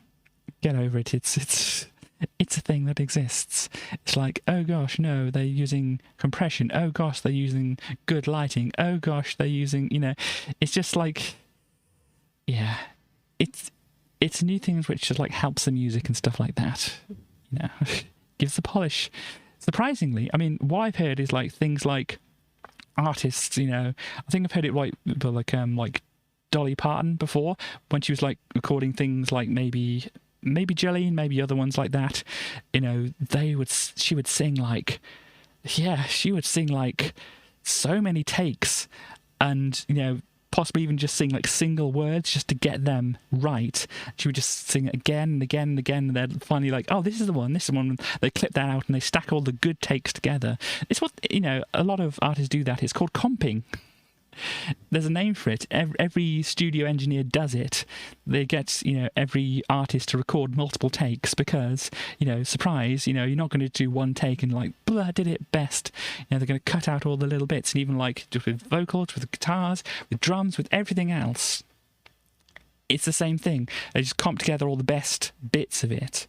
And, you know, so it's like, and they were doing vocal tuning even before, you know, auto-tune, because it's like, okay, you didn't quite sing that right, we just use this one pitch corrector to shift that up a little bit. They had to do it more manually, but they still had pitch correctors, pitch shifters, and whatever. They could play the tape maybe a little bit faster, maybe a little bit slower if the artist was having a little struggle just at the speed of the song that was playing, so they could slow it down a little bit, help them, you know, sing right and relax more and that kind of thing. And it's just like, if you think, you know, people playing around with, you know, audio effects and things is, you know, oh gosh, no, they shouldn't play around with these audio effects. They should just, you know, sing live and stuff, you know, go back to something like, oh, I don't know, maybe the greatest band in the world, Chaos would agree with me, the Beatles, who used to do so much playing around with tapes, playing them forwards, backwards, speeding them up, slowing them down, and all that kind of that stuff. And, you know, I mean, even things like, what is it? Strawberry Fields. That's a comp of like multiple different takes, and the like two of the takes that are on the actual album were actually recorded in different keys, and so they actually pitch shifted. Or they just sped the tape up and slowed the tape down for one, and then they matched them up in the middle. And that's the overall sound they got. If you notice it, it's like let me take you down, like the start of the album. It's like, let me take you down to Strawberry Fields. It's like, I think it's in the middle of that is when they splice between them, and you could probably hear it, the one part is sped up and the other part is slowed down, and such like that. And such like that. Just listen to it and pick that out. But yeah, I mean, even back then, even when they were doing it live, they, you know, they were playing about so much, and obviously you had things like, you know, like the Doctor Who themes that was created by like Delia Derbyshire, sitting there with like, not quite, but, you know, to the effect of a pair of scissors and a magnetic tape with like piano recorded onto it, and cutting it up and just splicing it together to make these loops which went, and that's all these tape loops would do, just play that and then sync them up with other ones. And because it was like tape loops, all analog stuff, it was hell to sync them up and such like that. Yeah, it's just like, actually just like, okay, you've got the microphone ready, got the recording ready, push record on the thing, ding, that's it, and that's all they needed. And then they cut that out, and then it's like, okay, record again, ding, okay, cut that out and stick that on there, make sure there's enough of a gap, whatever, and then just like splice them all together, put them into a loop, put them into a tape machine, and and that's what they had to make this music. Basically, it was sampling. They were playing about with the sampler before a lot of other musical equipment was created. It's just they were playing around with what they had at the time, and obviously what the BBC could afford and such like that. And it's just like, and then people are like now like, oh no, auto-tune is too far and stuff. It's like, you're not getting the true performance of the artist. Yeah, go back 20 years or no, 30 years or whatever to watch performance, live performances, actual proper live performances by the band you think are good live performers. You'll find some very bad singing, very bad playing, and it doesn't matter because they're live performances. They're not the polished up studio quality stuff. And anyhow, that's a rant. But yeah, so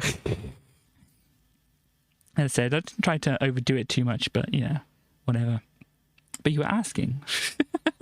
This all came from how many of these were recorded live. Yeah, it's basically, I have, I think I showed some things before of the music editing software that I have. In fact, there's, I could open it up in a window and whatever and stuff like this, but it's possibly easiest. Let me find that Once Upon a Time and Time Again, the one with a lot of the drums, because it sounds so natural. Well, there you go. The drums are actually, well, I'll show you in a bit, but I'll show you basically some information once this all loads up in here. I can play. I cannot. I have been procrastinating on doing this My Amiga Live thing that Stars requested so long ago because I can't even really do a couple of or two or three things at once, which I've been very much procrastinating on. But let me kind of show here. Yeah, I mean, that was like the idea. And the easiest way is just because, as I said, maybe the easiest way is just to put it in. Can I? No, actually, what I'll do is I'll just save it here, save it as temp. So maybe it'll just come up temporarily, go back over to the browser here, and then find where I stored it. Here we go. This is one of the this is the Once Upon a Time and Time Again project. Here. Or part of it at least. So what you can see there's a bunch of tracks here. They carry on. Obviously, these are the purple tracks here, and there's some more of these cyan tracks up here and stuff. And they go further over here, and they go still a bit further over here as well with all these vocal tracks. And these are the tracks, these red ones that I'm wasn't using, but I had recorded and like put away. This is the Once Upon a Time and Time Again. So you got the and then stuff like this. And this is it goes there. Yeah. Oh, yeah. Well, this is not my happy ending, whatever, and stuff like that. And you get into the chorus over here. Oh, the door is Reaper, and whatever. And then you got the do do ch, then do do do do do do. Once upon a time and time. I think that's what this is here. That's the main vocals, and then it goes into the end, and these are all the overlapping vocals at the end. Yeah, it's. I picked it out years ago because you could route anything into anything basically, and it was so much easier to use than what I was trying to do with like Logic and whatever at the time. Because obviously Logic was built first on like a MIDI sequencer and then had the audio stacked on top of it. This kind of came in and afterwards and such like this. But it's a lot of fun just to say, I kind of want all these tracks. Because the way this is set up, all these tracks will go into this one track here because they're stuffed in the folder, and you can put effects on this track And there aren't any effects on that track at the moment, but you can stack them up like that, so you can add them here. It's like this. All these guitar things down here are raised up here because they're all in a folder into this one here. As I said, it doesn't have no, it does have effects on here. It has a reverb on all the guitars here, as you can see across here. This is a guitar rig instrument for one of the guitar rig, that's the basically an amp modeler and stuff like that. But there is also a contact instrument for one of the guitars and another guitar here. I've got two of them, have I? And they're not muted. Interesting. Sometimes I don't even know what all these things are. But yeah, basically that is a sampled instrument. Yeah, you're listening to some sampled guitar at some points. Some of the sampled guitar you were listening to was, pre-recorded by somebody else. Some of the sampled guitar was actually my, I get that. Some of the sampled guitar is a guitar I tried to play, and it's like, oh, I could practice and practice and practice and practice this, or I could cheat because it's studio magic, baby. I can cheat. Like one of the songs, I won't tell you which song it was. I actually slowed the song down and just played it slower, so I could, get it right and not have to practice and practice and practicing. Yeah. Some of it was the actual guitar. This actual guitar here, sometimes just going straight through the audio interface and going through guitar rig here. Some of it going through this, especially like the bass and the acoustic. I can use my VG99 over here, which is like an amp modeler and guitar modeler, because I have the special pickup on here, which can like pick up each of the strings individually and then do special things to them, each string individually and such like that. It's a very, very good system. Although it doesn't seem very popular because Roland doesn't do it quite as much. I imagine I thought like every person who plays a guitar would be like, yeah, cool, I want to be able to do that, because basically the acoustic guitar actually in this Once Upon a Time and Time Again, what you can do what you can do with the VG99 over here is you can basically tune each string. Yes, you can tune each string individually. So what I did is I think I mostly had the strings tuned to maybe I've got them hang on, I think I had most like tuned to D, and then another one was tuned to another one. Do I have my reference? No, they're not. Yeah, sorry, I kind of like have albums of stuff, and I kind of had to get a new phone. Yeah, by the way, this is my new phone. It looks pretty much like any other phone, as you can imagine. But yeah, as if you didn't know, my old phone just died one day and whatever. Yeah, I know.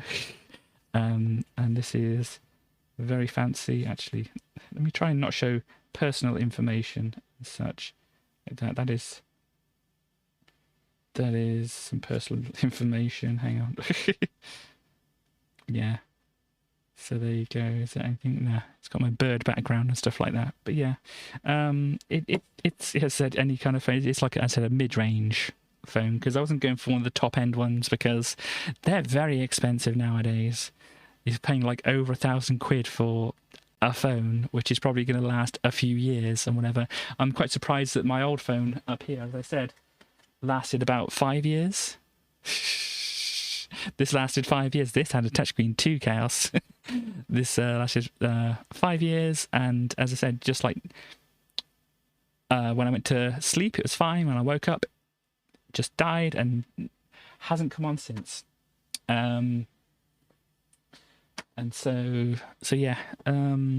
But yeah, as I said, that surprised me by lasting 5 years and whatever.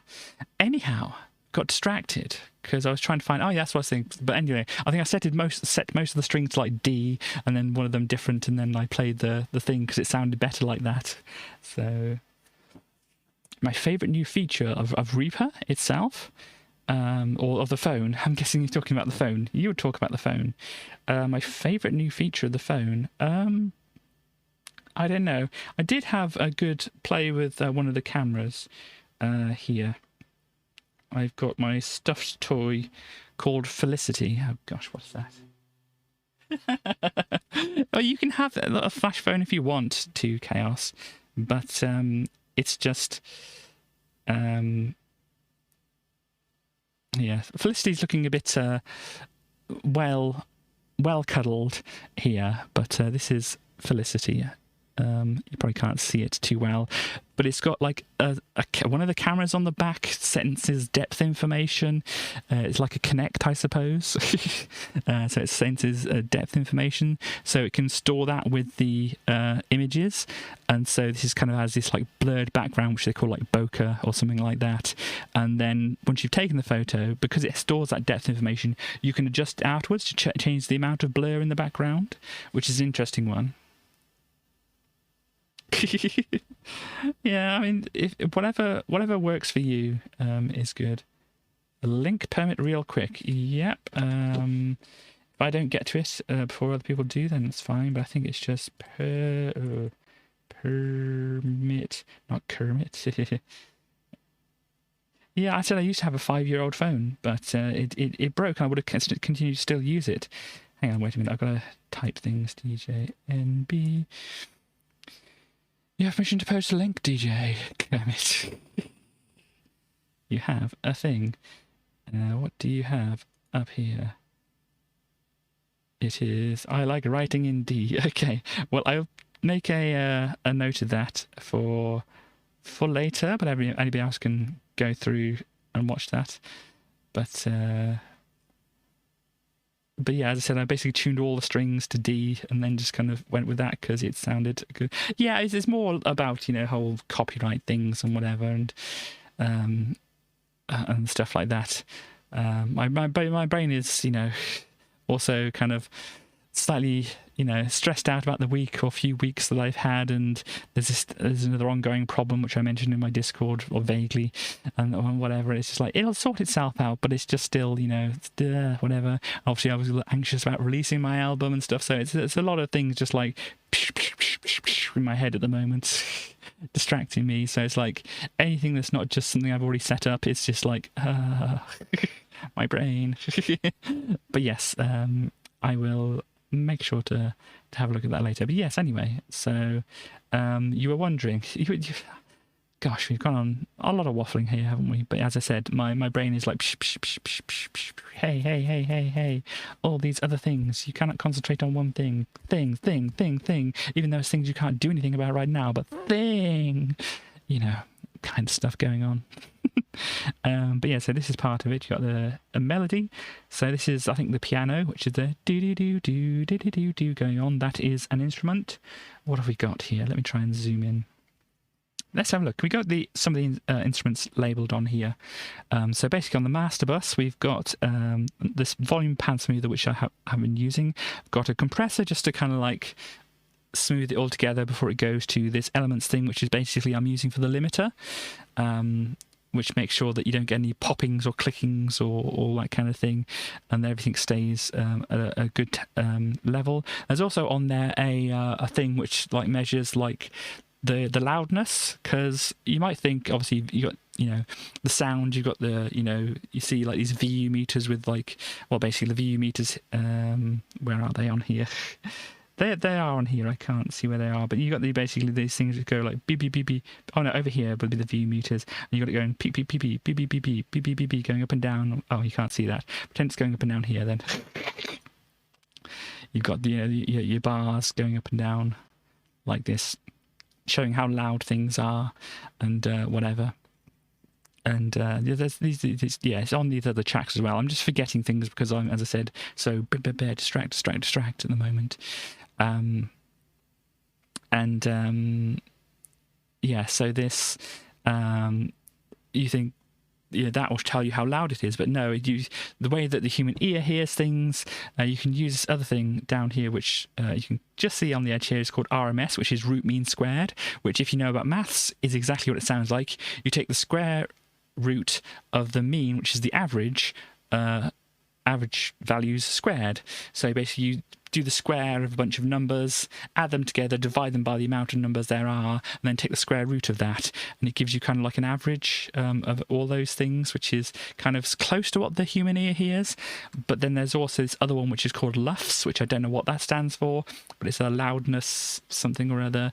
It tells you more exactly how close it is to how humans hear things and what kind of volume a human would say it was at, and that kind of thing. And the LUFS are closer. Loudness units, yeah, something like that.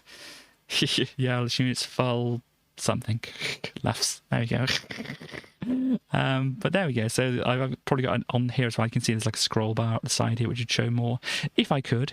But yeah, there's probably like the LUFS meter on here as well, just to say this is an average. So I basically tried to get all the tracks to the same kind of scale. Ah, yes, good. Thank you, MB. But yeah, so I tried to get all of the ones to roughly the same kind of loudness, the same LUFS value, and within a certain range as well, in order so that, you know, if you were listening like in a car, some of the bits wouldn't get too quiet and whatever. It still does. I've listened to it in my car, you know, because you've got this engine going brrr, you've got these other engines around you going brrr, you've got the wind going brrr, past you and stuff like that. It's going to be noisy. And such like that. But, you know, you can still hear most of it over that, as much as you can hear any other kind of album over it. So, yeah, I tried to make sure it was like, you know, all the songs were the same. Fucking less max volume, indeed. Gosh, yeah. You can get some interesting effects if you just, like, completely limit the entire sound and just, like, completely crush it. It's maybe not so musical, as people would say, but it's entertaining nonetheless. But yeah, so I've got all that kind of thing on here, and this contact, that's a sampler. The drums, so you're wondering where the drums came from, it's from contact there. I do actually have it available here if it wants to play. I did a little demonstration or a little play around with it before, so it should work absolutely fine. I didn't actually get to use this one bunch of instruments over here. What are you saying? Every song should be slammed. Indeed, it you know, it does take away from. I know you're joking, but it does take away from some things. So let's see this one. Can you hear that? I mean, yeah, you should be able to hear that. I will be able to show you what this is because I think I probably have contact already in my list of things. And if I don't, I can add it pretty easy. I've got a reactor. Should have contact. No, never mind. Let's add contact. And that should be visible to people there now. Oh gosh, it's probably a bit big as well. So I didn't actually use this one in the album. I wanted an excuse to use this one in the album, but I didn't get it.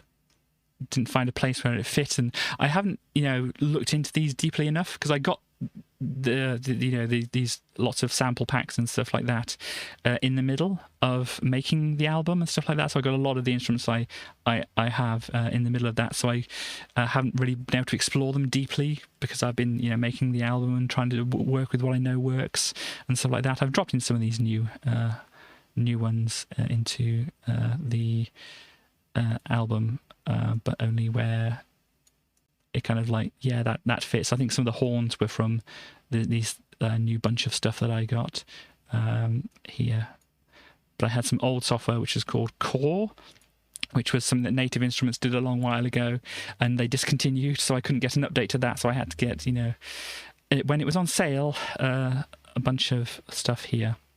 So this is not the drums I used, but this kind of demonstrates. This is the Butch Vig drums. You might know Butch Vig, who was a producer for, I think, Nirvana, who was in Garbage and stuff like that.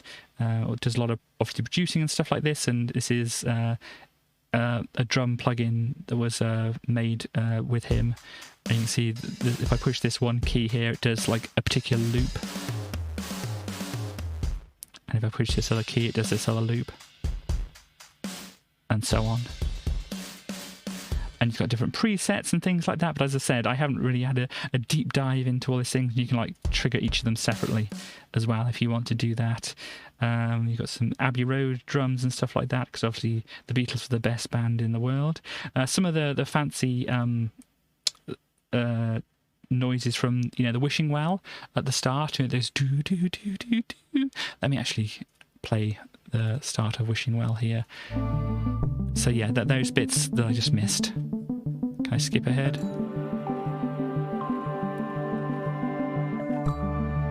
A couple of the things that was in there was in, yeah, Contact is pretty amazing. Was in this here. So, oh gosh, no, I've messed it up. I've got to get rid of this. No, I don't want to save changes to it. And then I've got to get rid of this because obviously, well, I could do it some another way, but anyhow, this is the Kinetic toys, and the UI is basically moving around these toys on the frontier. It's amazing, really. It is very fun. And you can play around with these different books in here to change various things, such like that. But yeah, this is a Dragon Fairy Tales instrument. If you put a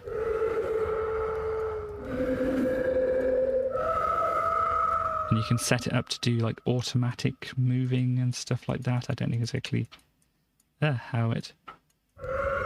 There it goes. It kind of automatically moves things. And these various different Space Invaders and cranes and things do other stuff. Yeah, it's a lot of fun to play around. If I get rid of this one, then the same thing. There's this electric train set one, which.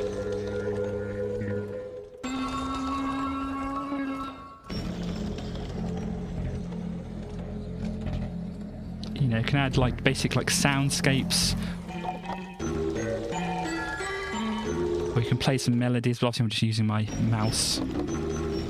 I can probably actually use a keyboard, can't I? No, I can't, unless I don't have it set up properly. I don't know. Some of these native instruments things you can use the keyboard, your actual, you know, computer keyboard. Other ones you can't, and maybe this one you can't, or maybe you can, but I'm just not doing something right. But yeah, it's a lot of fun. I'm sure you can, but I can't think of how.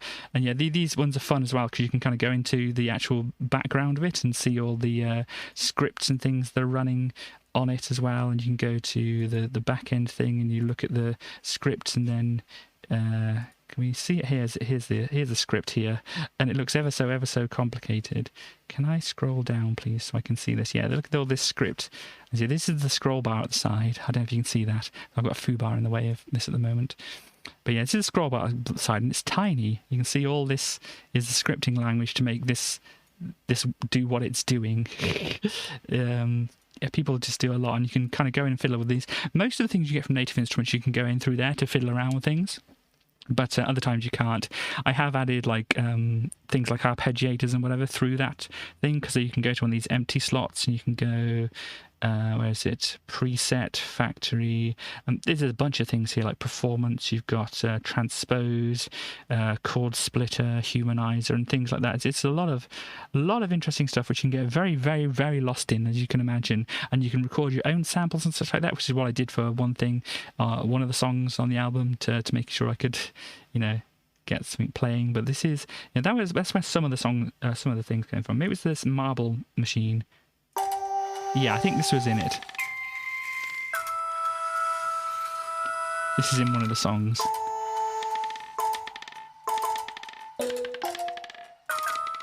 It's got a little marble dropping in the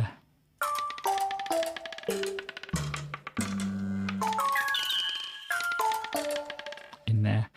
But yeah, it's a lot to explore. As I said, I got this in the middle of making the album, so it's like I want to put a few of these things in, but I can't put all of these things in and whatever. But yeah, the Contact Factory library is where I got some of the drums for. If we go back to band here, we've got drum kits, and I might have used, gosh, no, I think mainly, I can't remember what I did and didn't use. I got so many things. Here's the horns, though. Session horns, single articulation or performance versions of them. It's like, gosh, they sound kind of like plasticky. Maybe I didn't use that. Maybe I used the I don't know if I use the ones I had from before for this, or maybe I used these. I can't remember what I did and didn't use. But this is what I used for the drums on a lot of the tracks. I did some of the other ones, got some other things from... Yeah, I got some from some other ones, like this session kit full here, I think is what I would use for the drums here. And it's like loading in some things at the top here. But yeah, there's so much stuff I need to do a deep dive into. And so you might be hearing some more varied experimental things after this, but you got your standard, it's not there. Here we go. You got your bass, you got your snare, and depending on where you hit or how hard you hit the key, you get your velocity sensitivity. So on here it's like up or down, you get the different velocities.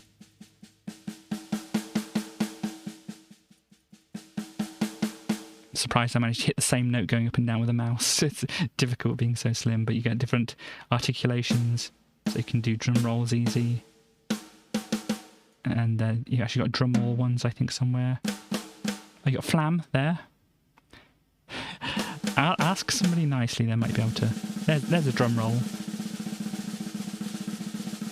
You get a cymbal. Not quite dramatic, but... Yeah, I don't really know these mappings so well either. There's a bunch of these.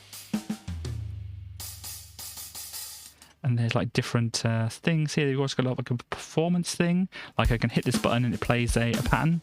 And then you can grab this, drag it into your DAW, and then it'll you can put the MIDI down and stuff like that, and you can like go through all these different grooves and stuff. Where are the grooves?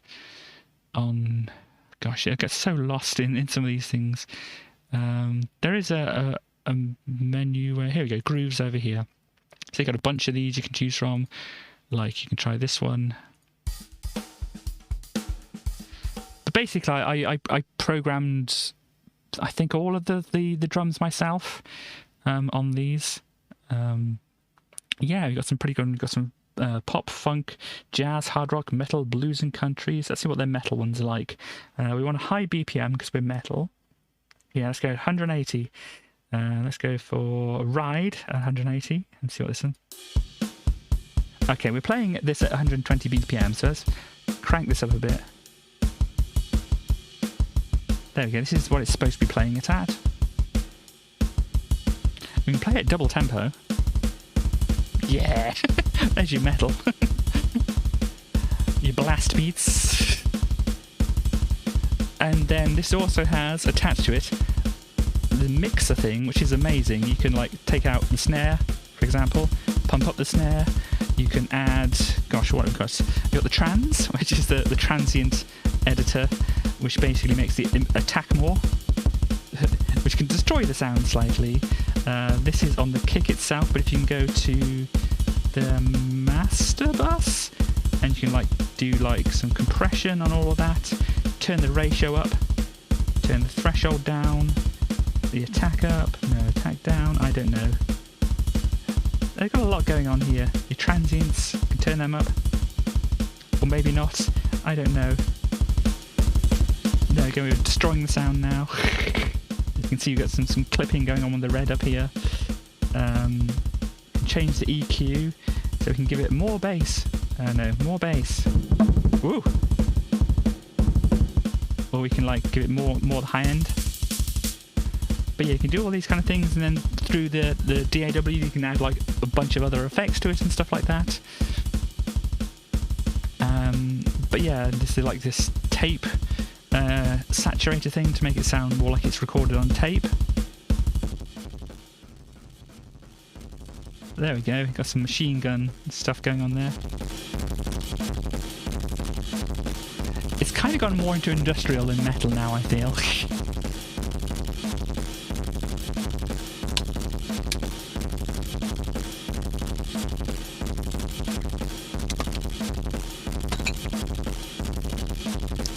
But yeah, we can layer these as well, and such. You can kind of do it in the thing. You can fold this up. As I said, my brain is not quite doing it at the moment, so you can have that folded up and load in another thing and just play around with that and whatever. But we'll just play with them one by one at the moment. This is what this has turned into, it seems, at the moment. We're looking at some music stuff, but yeah. And you've got a stadium kit and just a garage kit and stuff like that. There's this other software that's called Battery. Oh, this is one I haven't had a look at because this is the free thing they gave out recently. There's some various different pianos and some organs and stuff like that. I think maybe I used some other ones. Soul Patch. Oh, no.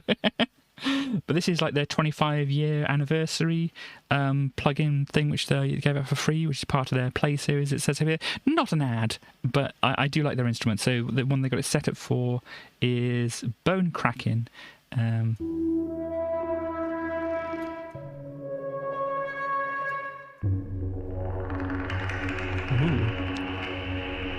That's good. And you got the presets up here, so we can like just flick through some presets. Because this is like 25 years, they've got a bunch of different things in here. So if you want your piano and keys, what can we have a look at? Some of these are based on actual things, so they probably have like names which are like puns to not be copyright infringement and stuff like that. I Dream of Keys. What's this one? Good sound. As I said, I'm not playing anything necessarily melodic, but you can play anything and it works. That's the thing. If you took this and then just like loop that segment, played it over and over, added a beat, whatever, just imagine having that going, and you can make music out of anything, even like that. You could like take that, you know, use it as a loop, use it as like a one-shot thing that's in some places, and you can just make music out of anything really. It's amazing. But yeah, it says you can go through like all the different presets here. So you've only got a few for brass ones. Space Jams. Oh yeah, he wants a Space Jam.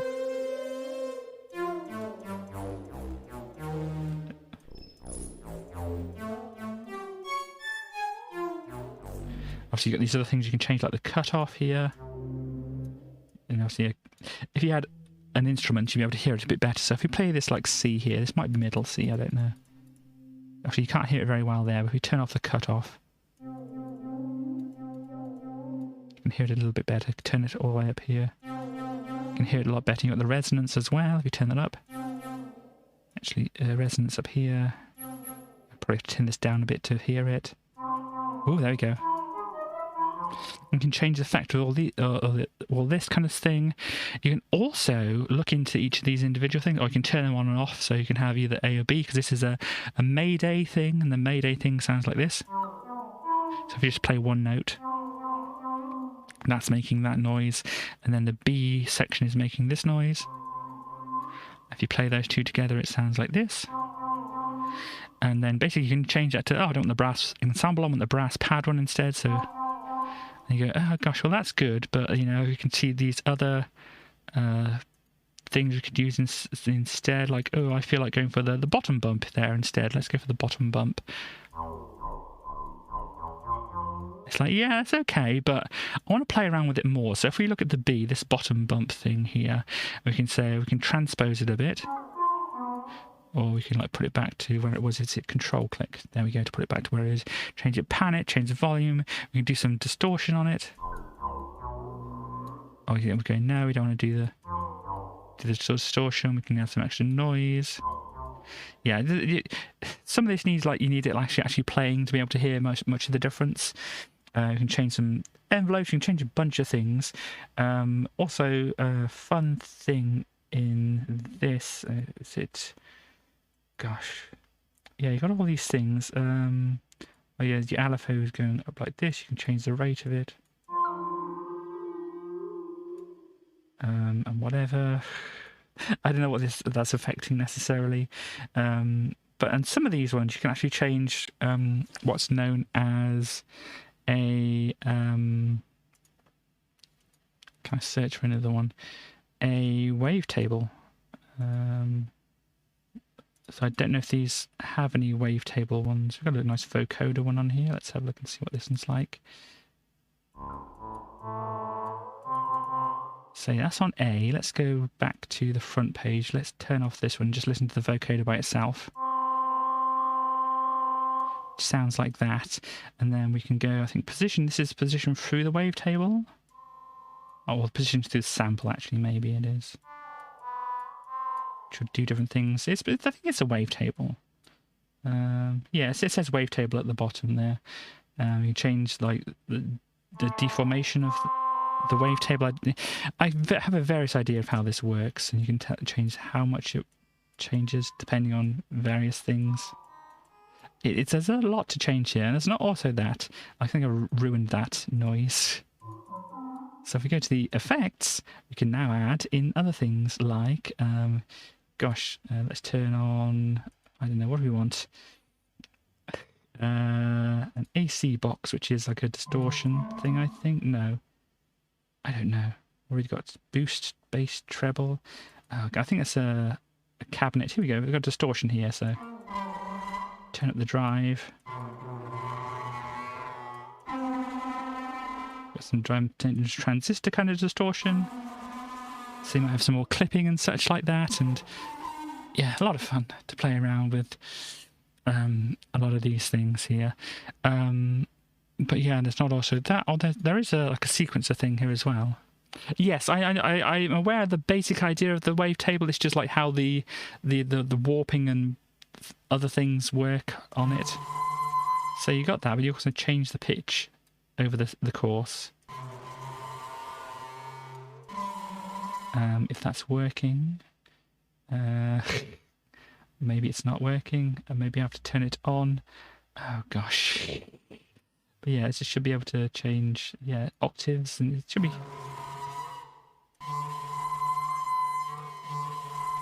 I don't know why it's not doing it at the moment. I think I have to maybe click on something to make it actually work, but maybe I've got the wrong thing activated at the moment. Maybe it's not actually turned on or something. There's a hum. Maybe pitch, velocity, macro, macro 2. It does say sequencer up here, so I think it's a sequencer. Don't think it's that. Retrigger. I don't know. Rate. Turn the rate up.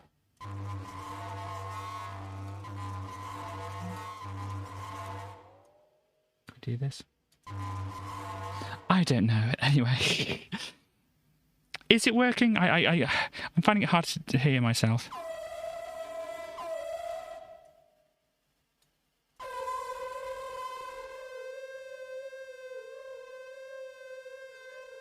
It might be doing it very subtly in the background there. Is that ooh, kind of in the background? Is that it?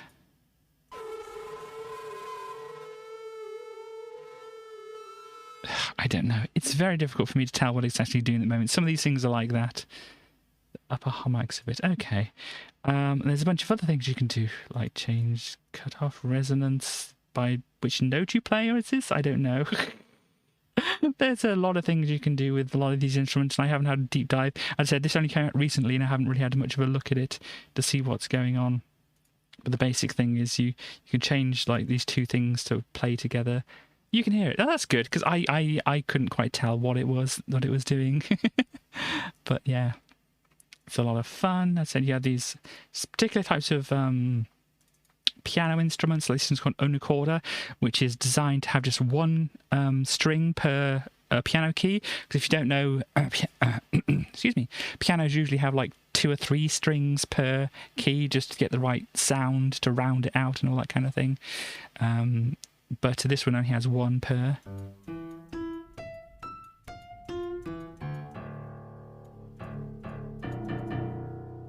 Which you can definitely hear on that one, I think. I think it's more of a subtlety, but it's interesting. Oh, wow. Look at that.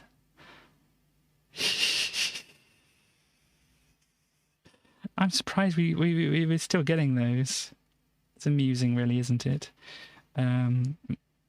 Organs, yeah, got various other, like you have some West African instruments.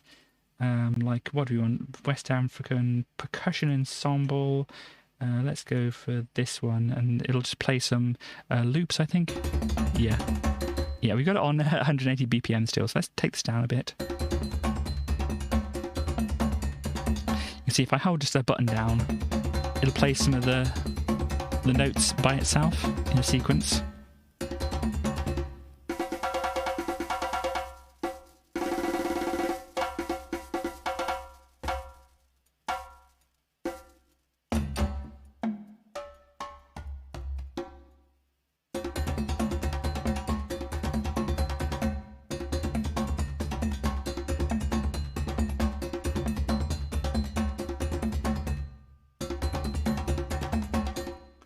can get a lot of different things here, and you can change like if you want these particular instruments to be different volumes or pannings and stuff, you can change them here, just mute them, or you can send them to different outputs and things like this. There's a lot you can do with this software. It is very, very interesting. So this got a bunch of other pianos like this one here. If we load it up, you'll be able to see is like one of these big concert pianos which has a lot of atmosphere, especially if you turn up the reverb. Can I go to the snapshots? That's the basic chamber music hall. There might be subtle changes and stuff like that. The pop version, or just a concert hall. You might see if there's some more reverb in that one. But yeah, and then the other piano here, what was this one? It was just like I think an older piano or something like that. And there's like various variations. I can't really hear very much the difference between different pianos and stuff like that. I'm a bit of a what do you call it? Not well versed in pianos person. But this one is called Giant because it's giant. You sit here and the strings go all the way down here. Yeah. Which I think on these lower keys you can definitely hear.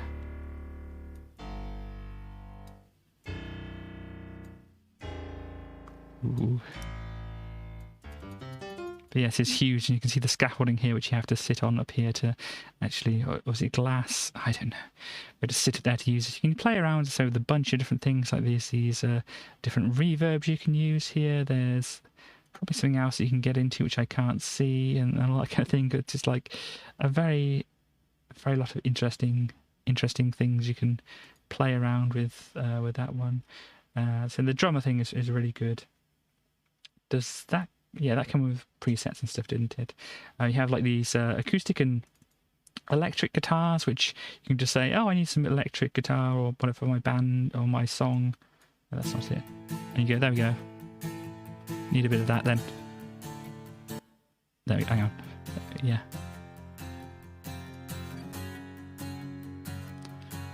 There we go, that's the acoustic for my song. I didn't use this in any of mine. Because, okay, I want it a bit different. Got the muted. And then it's like building up.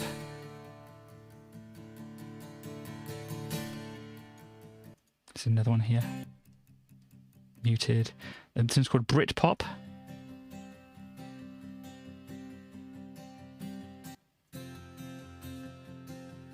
You go, yeah, I got that. But we also changed to this as well, a Western one.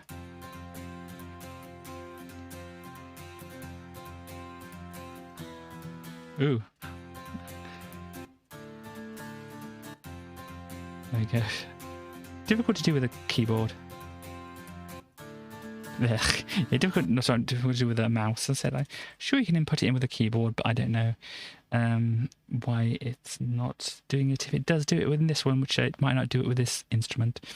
Anyhow, so you've got the automatic playing of various different patterns and stuff like that. You also got an electric guitar, which I think is similar. Yeah.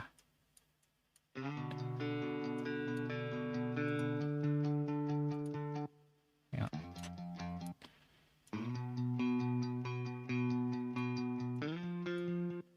Stuff you can change the different ones. What's this one? So yeah, it's very muted and such. Is it loading things? Yeah.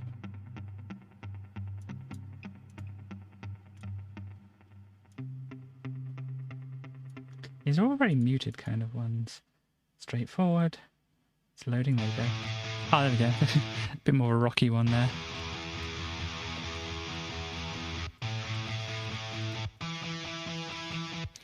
You can choose from a bunch of different things here. Which is Sweet Love. Let's see what this one's like. So it loads in at the top here. I've got to wait for it to stop being orange. There we go. A lot of the same kind of sound. Going on here. We've got some strummings and stuff like this. Scratches, harmonic glissandos. Rock ballad. Are we going to get something out of rock ballad here?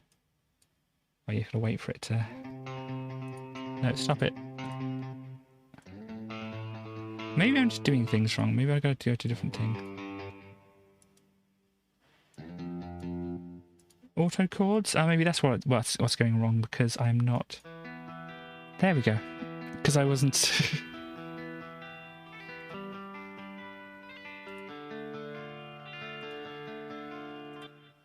Oops. I broke things.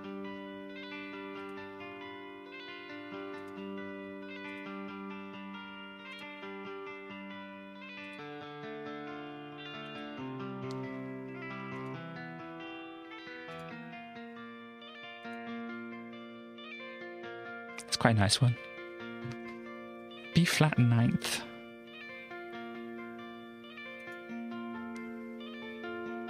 Ooh. This is a nice one. I like this.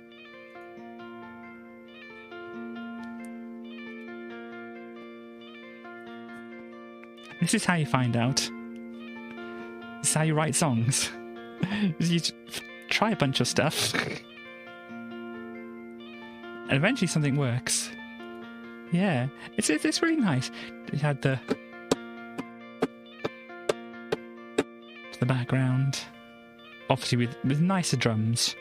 Let's see if we could do this. Bring back in those session drums. Where are we? Studio drum. Here we go. Session kit. Let's play here. If you unfold this one, and go. Okay. Oh. No. They don't play very well together. Oh dear. It looks like I've got a MIDI channel in. No, don't. No, that's output. This is the input. Oh no, don't want it on every MIDI channel. Oh no. Well, it could work. I've just broken it. I think this is only one MIDI instrument that goes through the rest of these ones. Ooh. But there we go. There's that which I kind of... it was working quite nicely. If I had like an actual, DAW up, I would have been able to like do those separately very, very well. But yeah, you got strings as well. Like I think these play... yeah, you got... the very low ones, the cellos and such, or maybe even... I think cello is the lowest one, isn't it? Then we got...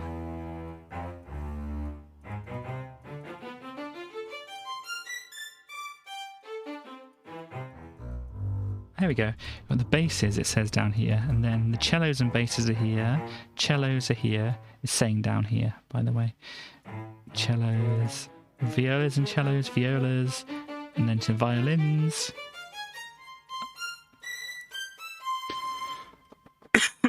And the violins can go very high.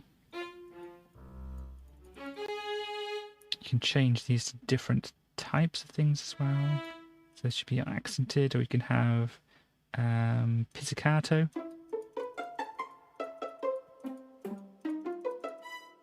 That kind of thing. Or we can do sliding. Add effects to them as well. Humanizing, add some reverb, intensity, turn it all the way up. But that's only a studio reverb. We want okay, we've got distortion. Let's do this instead. That's a radio distortion, but no, we want some stomp box distortion.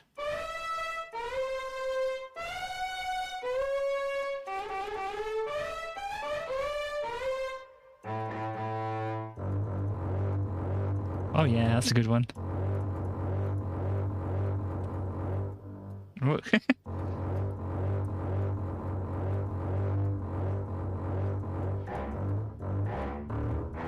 Yeah, I can't hit these keys with my mouse that easily.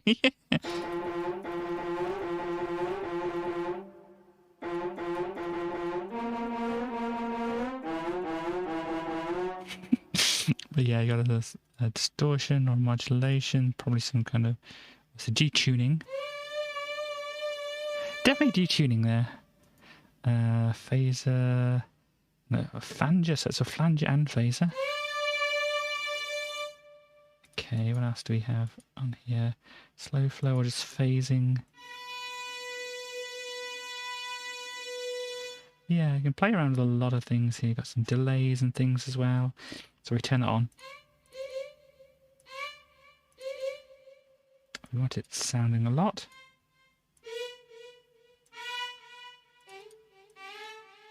More feedback.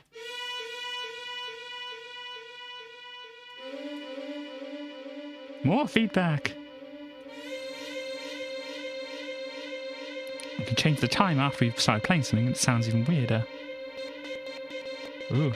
Okay, this is a different way to other ones. But you can get some interesting effects.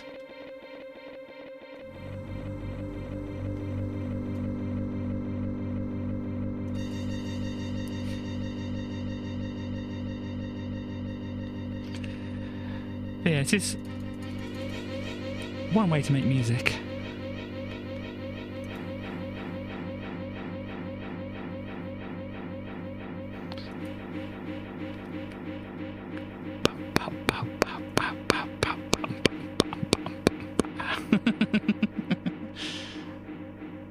So you can build up some very interesting things here with this, yeah.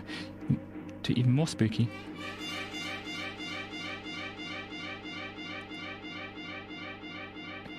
Cathedral.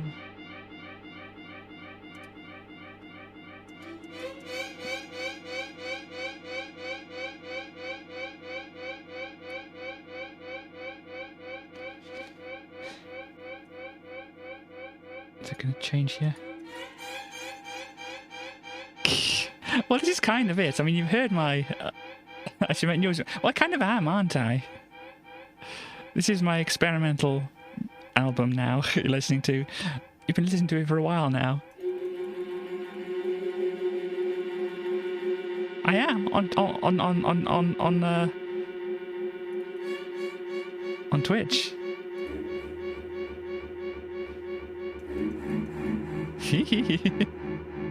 It's an experimental new art music recording or releasing format. It's called VOD.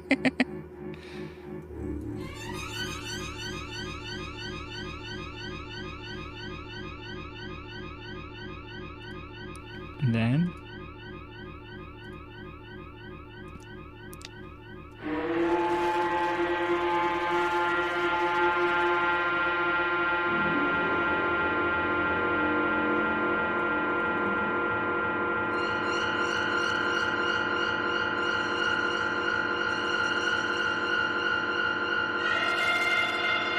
clipping a bit there. It's not feeding back as much as I'd like. I'd want it to just like build up and up and up and feed back more and more and more, but it's just not letting me do it. Actually, as I said, you can go in through this and you can add other things. So you've got all these kind of things. Insert main effects. It doesn't have any main effects on it, so we can add... Gosh, what have we got? Reverb... No, delay, replica delay. Could change the feedback on this all the way up 120%. Here we go. Here we go. It's coming in now, everybody. It's coming in now. Oh, wait, watch out, watch out, watch out, watch out. Getting too loud.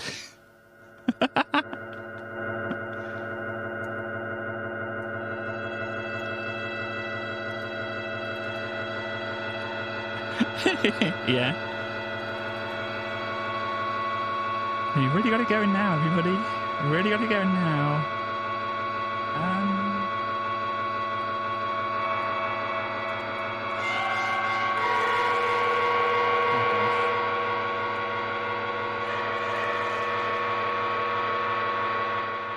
Got it clipping a bit there.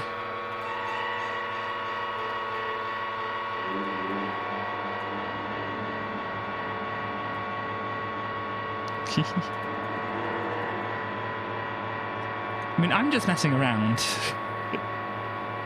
I don't necessarily know what sounds good or what doesn't sound good. I'm just playing around with an instrument. Sorry.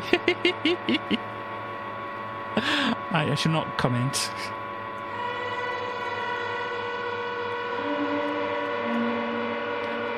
Wow. I'm guessing you posted something with a dot in it. I can't see it.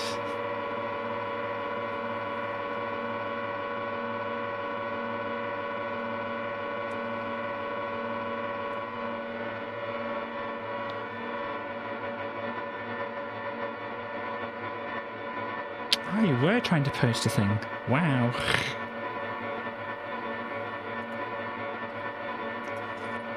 So yeah, this is very definitely experimental because I'm just experimenting at the moment.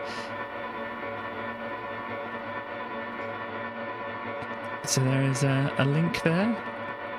Let me just get some stuff up on screen so people can see. How do I do this? It's in this, won't it be?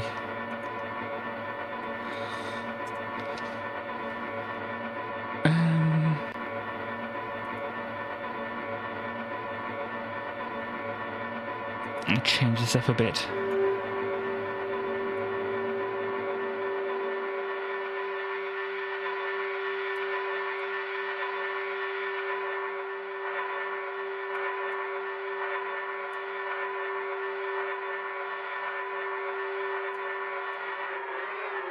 Ooh, that's a good one.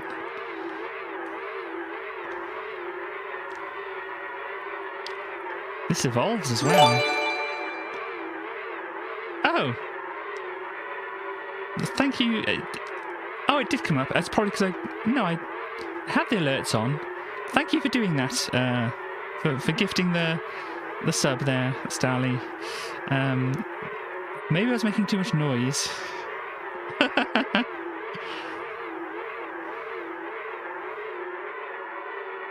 Maybe I don't have it working for gifts. I don't know.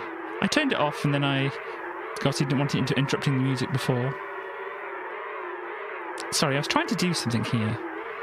I get rid of that, and I get rid of that. So that's the thing that Stars was linking to.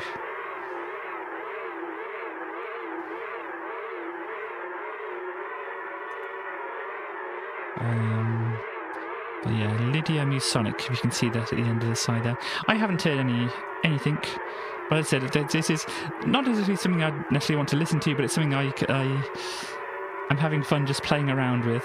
This version's good. This one just like plays itself.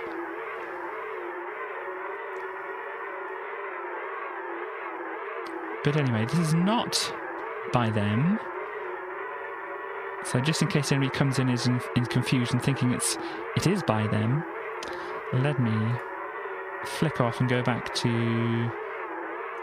I'll get back to this, but I was just starting playing around with Contact.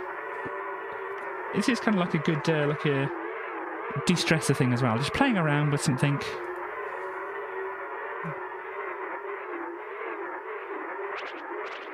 That's a good. Ooh.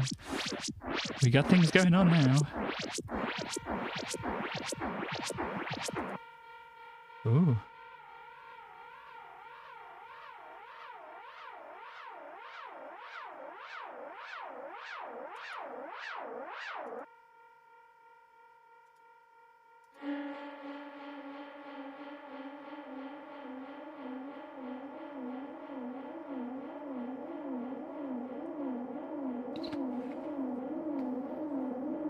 But now, I think if we leave this kind of thing going...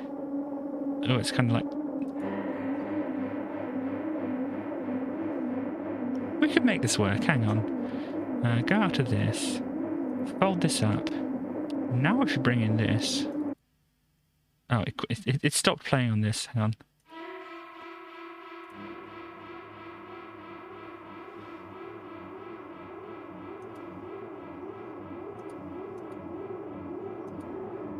And now it's not getting the input from this. Omni. Here we go.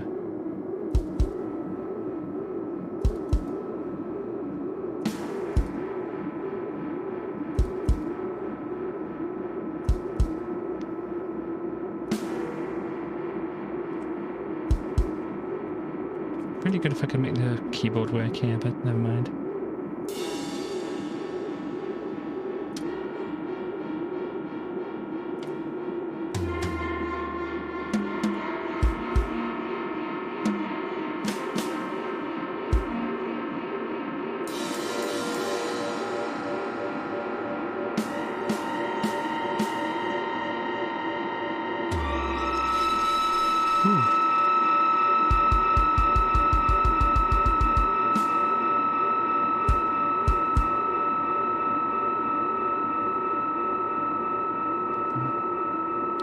Let's get some of this tape. Really warmth it up. No, gain. No, it's not on, that's why. Okay, I think I've broken it. No? Should just be on the drum. Yeah, I think what I want to do actually is not have it on just the kick. Have it on the whole thing. I can't hear it very much now, but if you turn that up.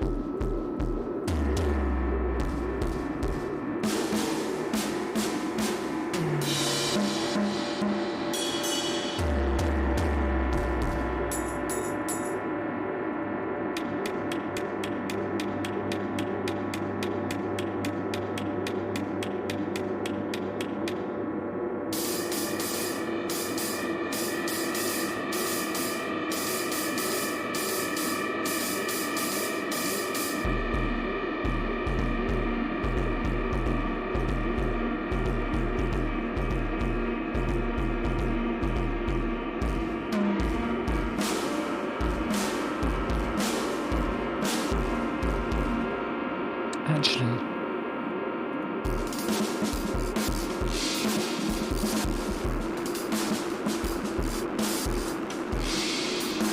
here we go.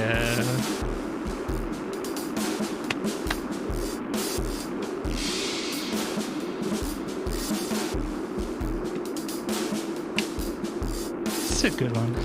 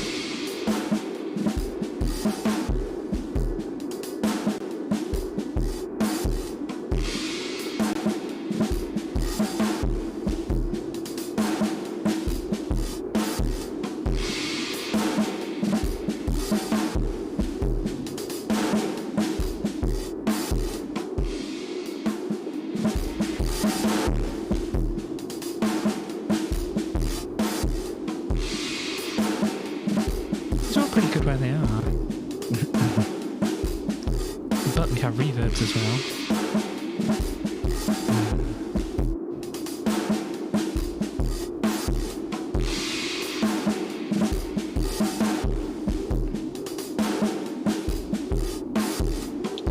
Should have some variables for this as well.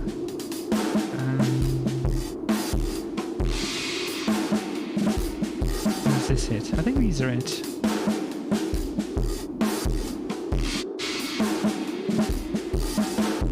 But oh, there we go.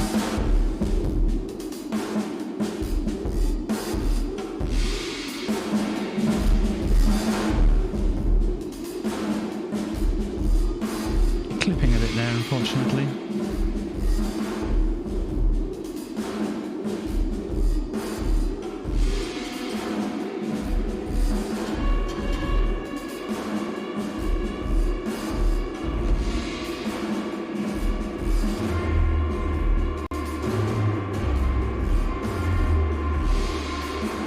still think we're clipping here.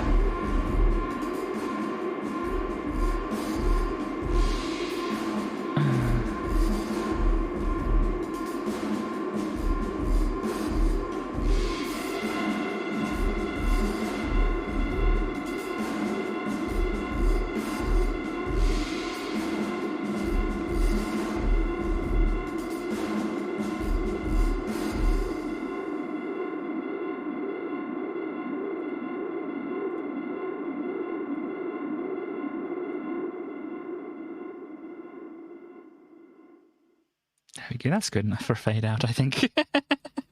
Ah, there we go. That was some playing around with things. People enjoying that? There's some various other bits and pieces. This is called Retro Machines. Just do some of the My Amiga stuff came from this. Let's see what's this? Matrix lead.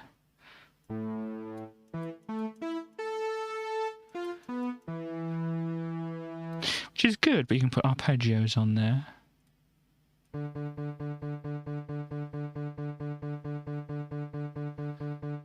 Which is interesting. How do you change?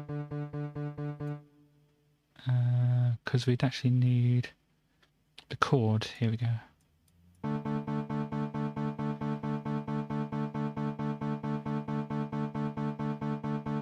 Well, that's not how you do it. But a chord from a key. I could actually have to hold a chord, I think, because it doesn't go through the chord and then the arpeggiator. Thank you.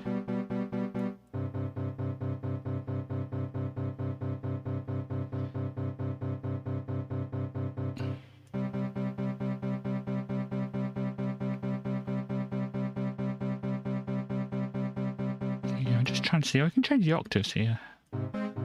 To do that. Gosh, I've played with this before, but you can change like the velocities of these things as well. Oh gosh, how do we do this? Like this.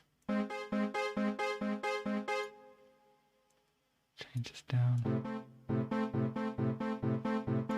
And change the duration down. It's not what I wanted, but that's okay.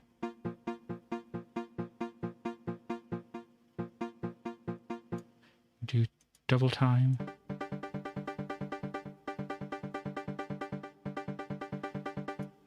Change this up a bit again. Got a groove going on there.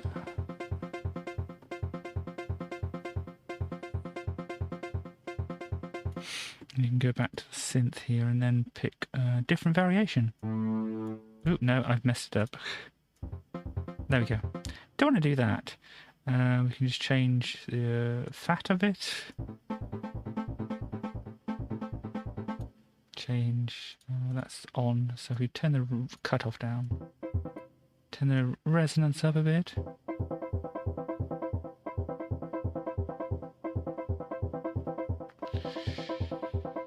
LFO amount, let's put some LFO into it.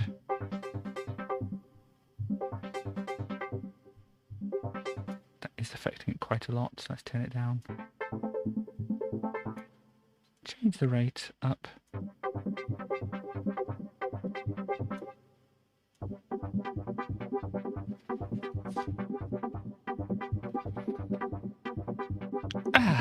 Anyway. I don't know if I've like just chilled everybody out with just playing around with stuff like that now. It's certainly better to just get a bit of a relax on some of these things. But yeah, there's a bunch of things, and this one over here is a very cinematic kind of one, just with like bashing a lot of things with metal and stuff like this. See, the UI is very metal themed as well. You can change the different variations. Even when it's playing, you're hanging enjoying, that's good. And change some other bits and pieces as well.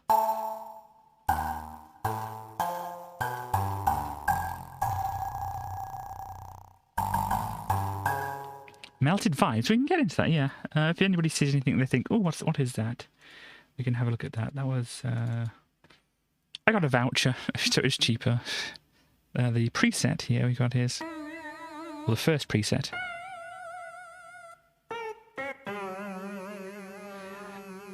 I think it was like a bendy, warpy kind of lo-fi kind of feel they're going for.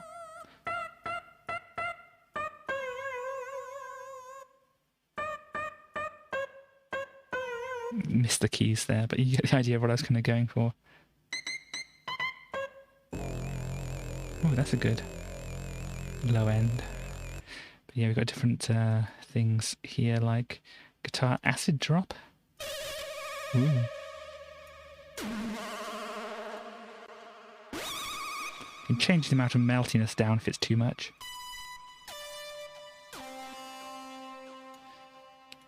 But if you want something that's out of control a bit, you can add the meltiness back in and stuff. I always like playing with the cutoff and resonance and things.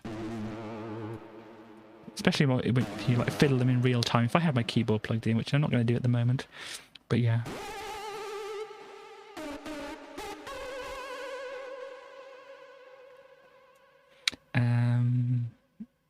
What else can we do? So yeah. What if vibes? Don't think that is anything I need to pay attention to at the moment. That's okay. Orchestra? Bent orchestra, indeed. So if we turn it down a bit, we can hear what it sounds like without all that. But if you wanted a bit wobbly and everything...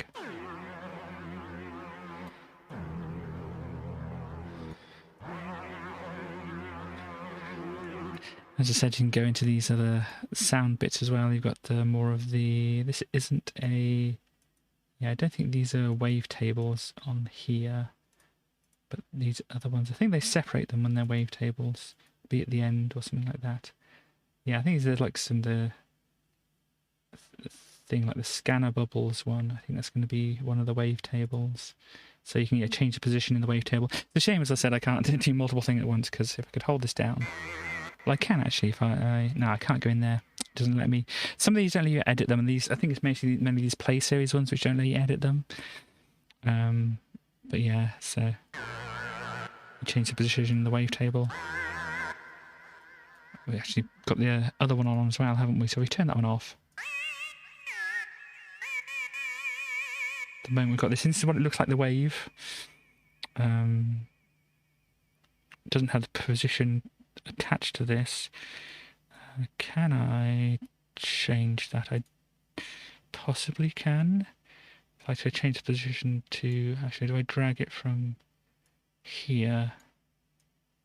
I don't know. I think there's a way to do this. Maybe it's not from there. Yeah, there's a way to do it. And you can actually modulate these as well. So it'll change. Yeah, it'll change through it. So it's modulating it now.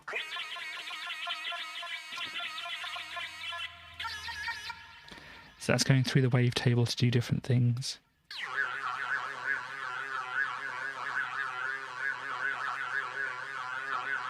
Using one of these LFOs, I imagine. This one? Or this one? No. I didn't.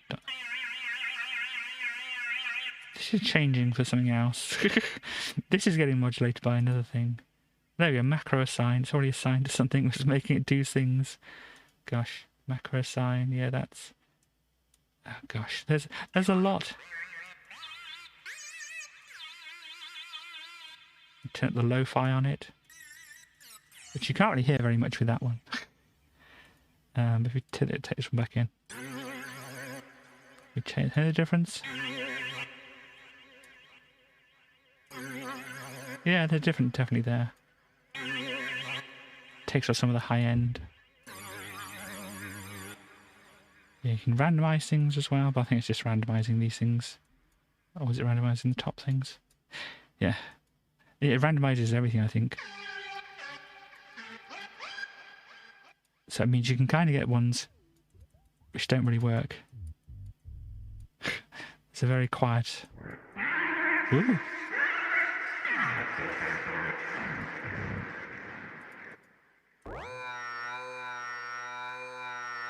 You could definitely build something around that, I feel. Oh gosh, just have this going.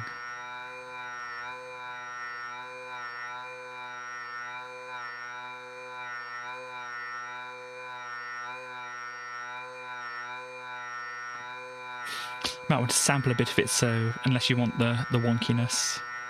I suppose it's called melted vibes, so that's, you know, the wonkiness is intentional. But yeah, so that is what the melted vibes one is. So obviously a lot of weird melty things. It kind of says here the lo-fi is obviously for kind of lo-fi stuff.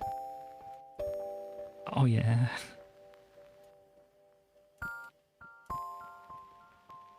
I can imagine this in the whole beats to study to stuff.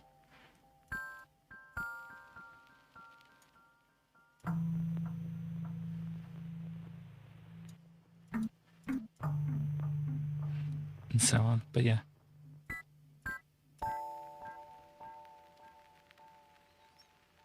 But yeah.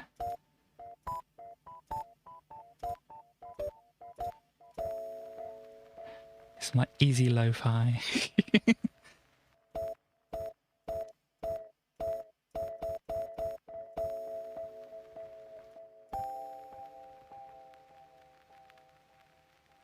can hear the tape crackle as well. It's very good. But yes, it's got a bunch of things. That's Misty Sky Hit from it. We got a bunch of other things, like if you want a bass, busted amp. It's very bassy.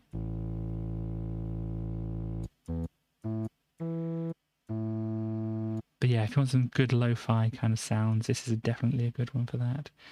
Keys. Bad doorbell.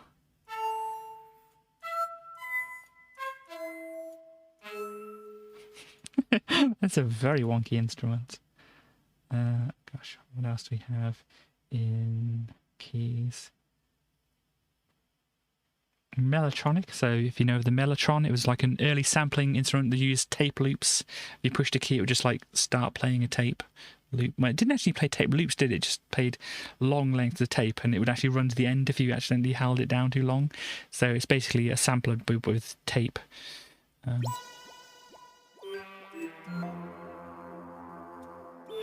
This doesn't sound like a mellotron, though. Anyhow.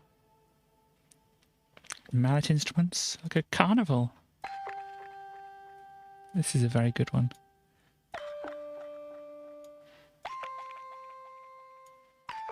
It's a very tactile sound, if that makes sense.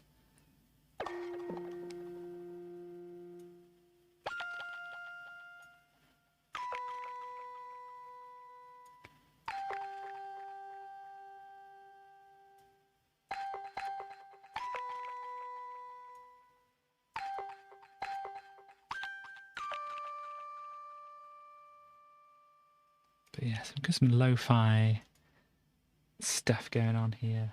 So we went to the toys, we went to the metal thing. Got some ones from India. So the ensemble ones.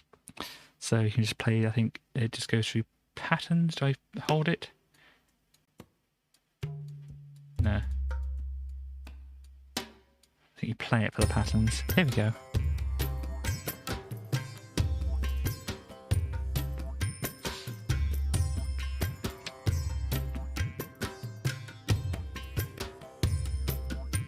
Go through different ones.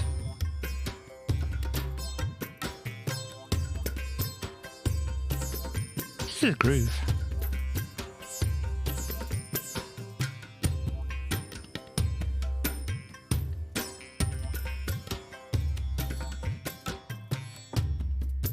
Ooh.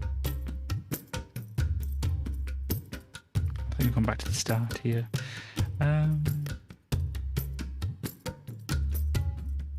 Ooh.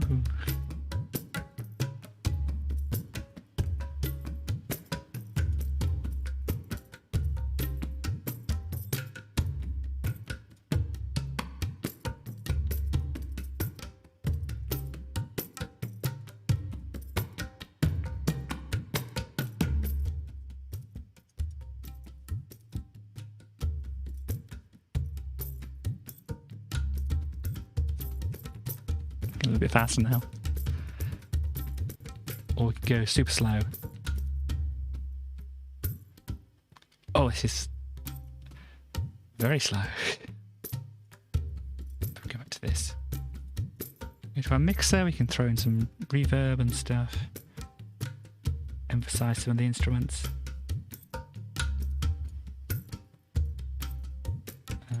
Gutam, put the EQ on here. Bit of drive.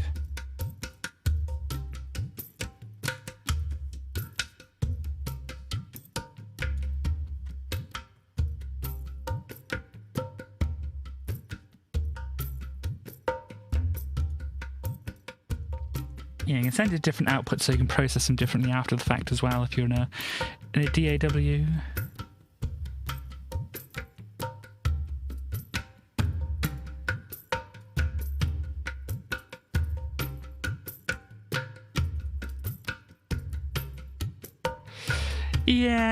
Yeah, there is that, but some pretty neat instruments and stuff in there. It's just like, where would that fit into any music that I was doing? I don't think it would fit into the album that I obviously did, but it's very good. You've got some other keys things. This is another one of the play instruments, which basically has some kind of keys instruments. Like this. Am I clipping there? It sounds like it's clipping, but I don't think it is. But yeah, acoustic, cine noir.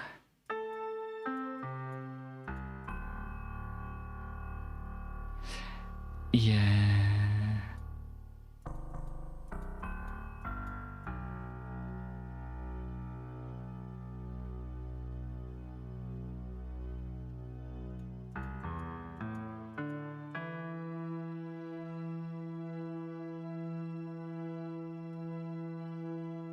Very nice. But yeah, I got. As I said, like so many things, as you can see already in these things, you could probably play with one of these instruments for days and days. No. I'm trying to go through different things. This one, Drum Lab, I did use this Drum Lab quite a bit. So yeah, I'm just trying to go through different things. This one has the grooves in as well, and you can do different things. Like, let's see, if you want to go for this kick drum here, you can go through this acoustic one or put it into like an electronic one down here. And such, or do a blend of them. You can choose which one you want to use. You can do different things to each of them, like change the tuning slightly for each of them. But yeah, I think the Once Upon a Lie, that uses these drums. Let me just go and... So listen to the drums of this. I felt just like a frog, sitting on a log. The only attention I got was from everyone screaming and running away, till a girl in a red hood saw me and so good. She gave me a kiss and now something's amiss and I'm seeing things a different way. Now this ugly ducklings realize that they're a swan, and I can play along with this story from now on. The tale that's written for me is one that I can't buy. This is where my story starts. Once upon a lie. So if I just do that, because later in the song I actually layered some more drums on top of it, because that's good. I'm glad you're enjoying it. So yeah, if I go to later on in the song, like here. Once upon a life will pass. I think I've like layered some more drums in there as well. Just to kind of, because obviously things got louder with the rest of the music, with the guitars and everything coming in, and so that those other drums were kind of like softer and buried. Oh, excuse me. So I had to do something about that. But yeah, you can play around with different things here. Send level to the reverb, which I don't know where the reverb is at the moment. What is it? Oh, so it's just on this. It's just on the kick, of course. So I turn that down, go to the master effects here. Can I send it to the no, this is the reverb up here. It's a lot of, yeah, turn the reverb up a bit. Then we can turn the master level down. But then it depends on what's sent through to those. As I said, the ones I've shown already, I'm clipping a bit here. Apologies. The ones I've shown already, you can go a deep dive into these. You can probably spend weeks on a lot of these instruments.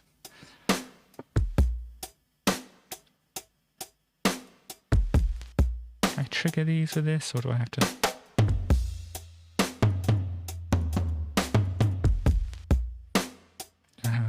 Got the saturator again. It's only on the tom there, so if we want to do it for the kick, turn on the saturator.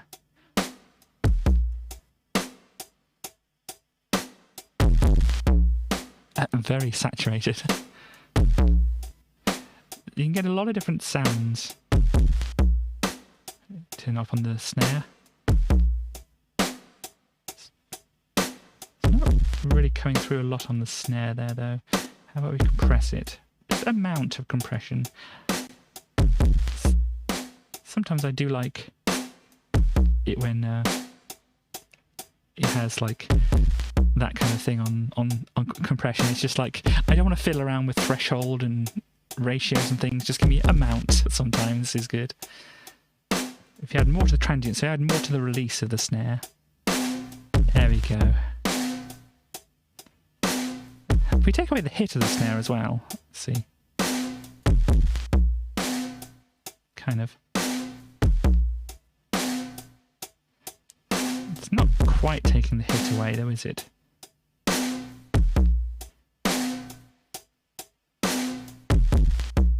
Maybe it's difficult when it goes into the saturator so hard.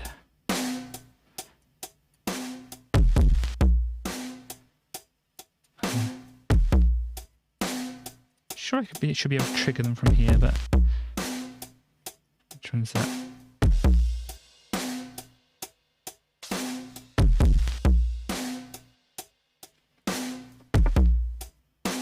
You can change a lot of things around with this. These are all the grooves, and yeah, I think you can change these, can't you? Can you not? No, it's just a browser, so you can see what it looks like, I think. Don't know if you can change these. Maybe you can, maybe you can't. But it gives you an idea of what it looks like. And same thing here, you can just drag this pattern out to your DAW and then kind of use it in that, or maybe just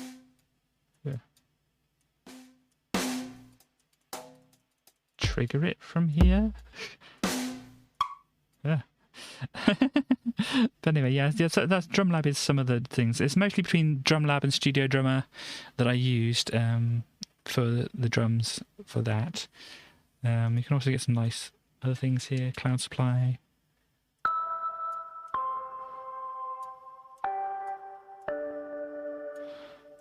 I couldn't hit the same note. I forgot what it was. But yeah, the same kind of thing. You can pick between a couple of things and blend them and do a lot of fun things on these other pages. You've even got a sequencer thing. Do I have to turn the... There we go. So this should work now.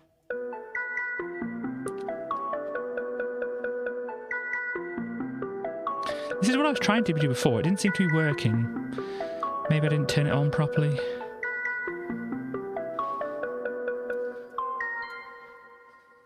So if we do some more wobbles and then change the velocities of some of these.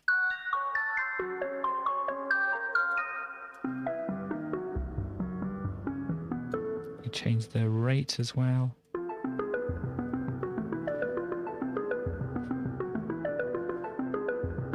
Change the key. Don't know if it does much if I'm playing different notes. Change the scale we're going through. How much swing it's got. Just imagine that with a good kind of going on. Good break beat to throw into that would work well.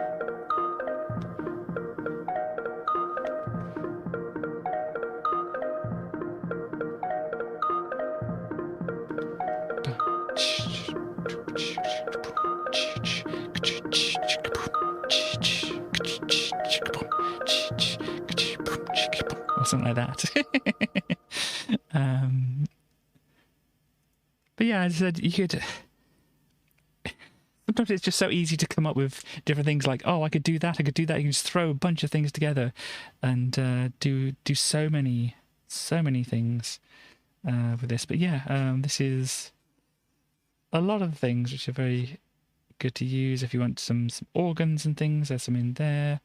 There's various other bits and pieces to use, and it's just a lot of fun. I think, I don't know, I'll keep that open for the moment, but I want to kind of go back because we were talking, at least Emby was asking me about this, and this is how we got sidetracked into that.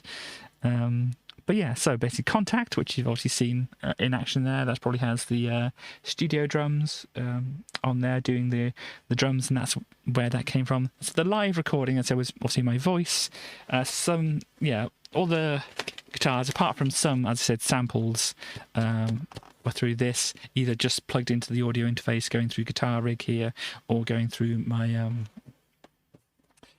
VG99 effects thing to do like mainly like the bass and things, but I had like a couple of like the electric guitars going through there as well, because it had like just the right sound I needed for that particular song.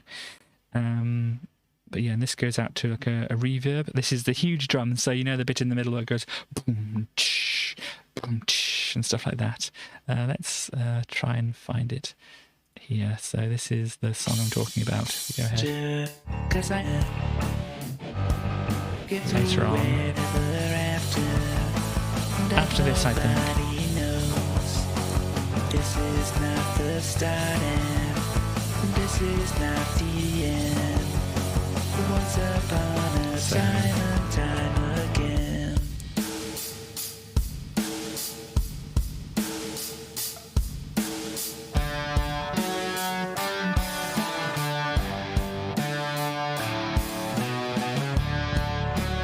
So yeah, the big verb that comes up behind the drums, otherwise you should be like boop, boop, ch, boop, boop, boop, ch. So it needs a big verb coming up behind it.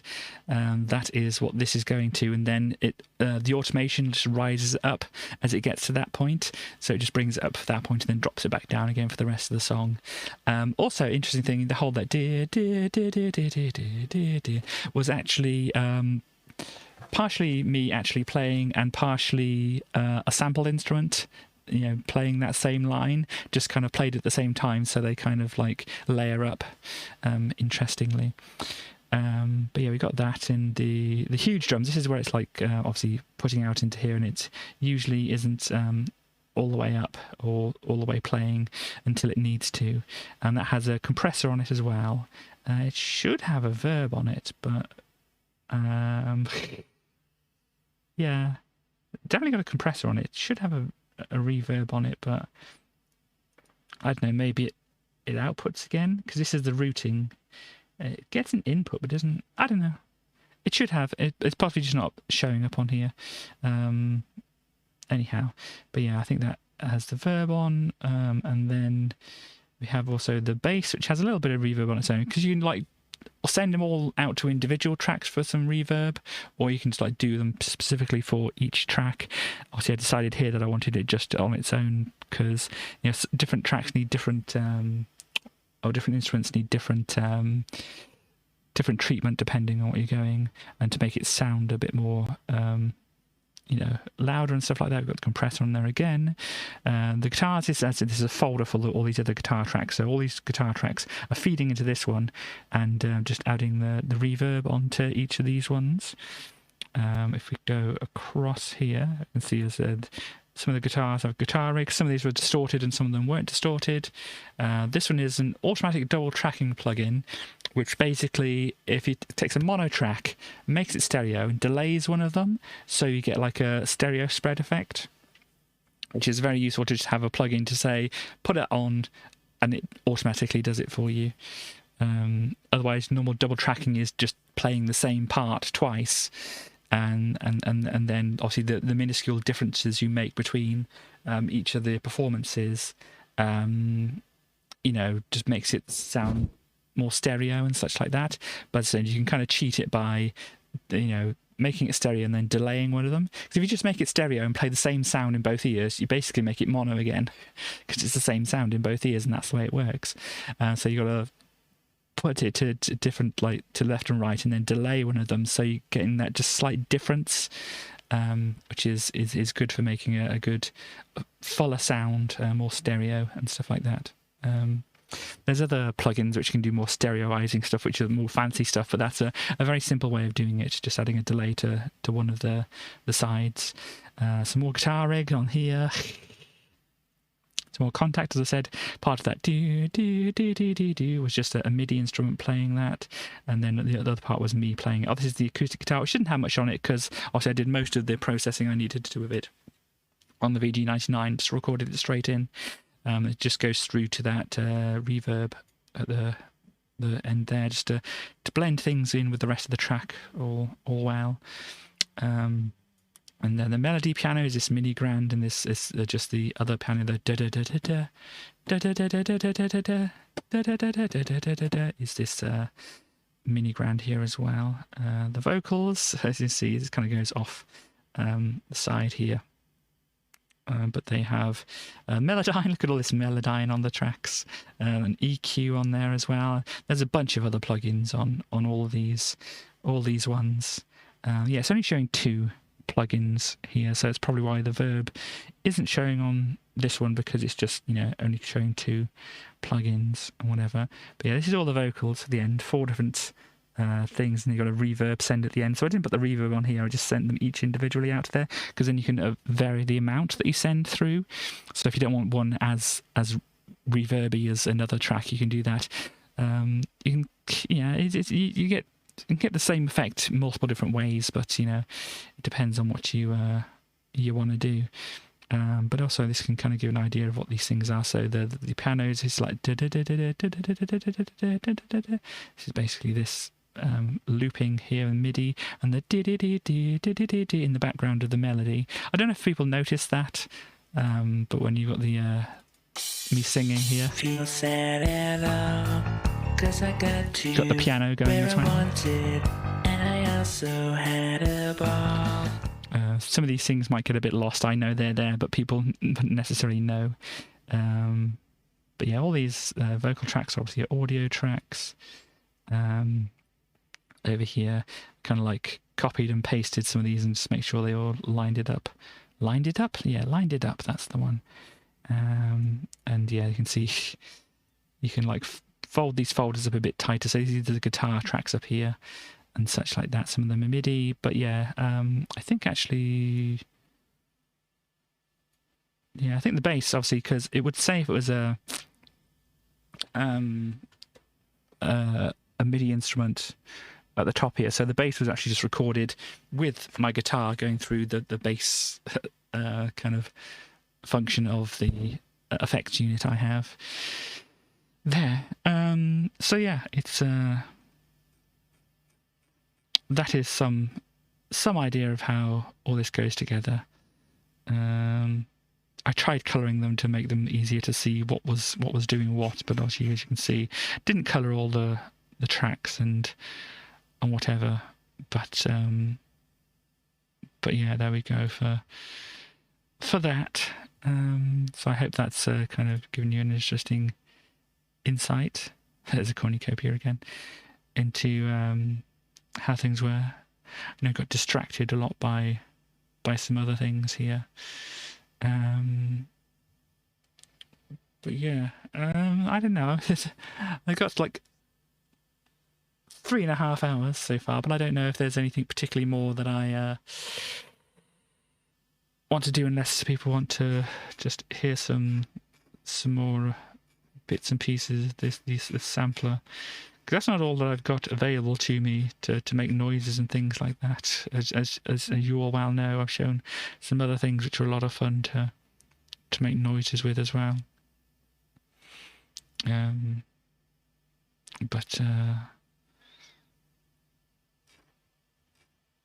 yeah, as I said, each of these could have their own very much deep dive into looking at it. I want to have a little bit more. I want to get back into the toys, because this is kind of like thing I want to look through myself. So this is the automaton presets. We'll just kind of look through some preset things. Do they have individual things? Yeah, they have individual things for each these preset things. That's good. So this does this. If we move the ballerina around a bit, we get it doing this. Can we move these around individually? We can. I think these add some like synth noises. Now if we add the like Space Invader, this is an effect, so we can add that in. Yeah, I think it has a distortion kind of effect. Oh no, I don't want the star, I want the Space Invader. So if we move the Space Invader back down, I think, it doesn't give quite as much of the effect, but if we turn it back up. Yeah, I don't know. There's a lot of playing around with. Maybe this is the amount. We can move the robot around, which then moves these effects around like this. But if we move the ballerina, it moves these like synth noises behind. So if we hold it down, you might hear the synth noises. So if we move these around a bit. Now let's try playing the same note. And then if we move these over here, you can definitely tell there's a difference. So I think that's just the automaton noises. And you can mix in the ballerina sounds. And we can take them all out. Oh, that's all the ballerina sounds gone. Or we can mix in the robot, which I think is the effects. Yeah. Now we can automate each of these by winding the keys. So over time the ballerina will move around and change the amount of the, like, I think it's the synth thing. That's the other thing. I think the ballerina contains the synth things behind, and then this contains the effects and or something like that. And you can bring in different elements as well. You can like bring in this one here as well. Oh, that's got a dong dong going on. So if we just get rid of this one, no, we have to click the thing on the floor here, I think, to get rid of that. Okay, we turn the ballerina's key down here. Maybe move this over here. No, we're still moving around. Stop it. I don't want to. I've got to know actually where to click and things though. But I think if I move this, did it move the keys as well? No, it didn't get the dong dong sound effect there, so there we go. Putting it over there makes it more of a dong sound effect. That makes it quieter. This probably makes it louder. So then we can add, I think there's a blue one here as well, yeah. The blue crane, which is adding, oh no, I've messed things up. Go back to the ballerina. I want to get that crane down. It's kind of a voice there as well. You can automate the effects, as I say. These are the effects. So if we go back to the C, and then we push up the robot, don't get a lot happening.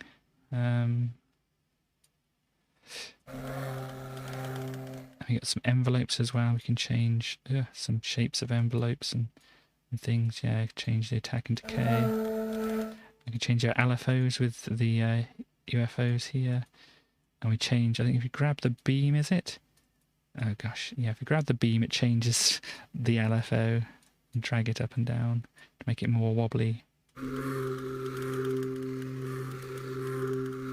But what they're routed to, oh here we go. I think this shows the routing, so if we route that to, oh gosh, what are we going to route it to?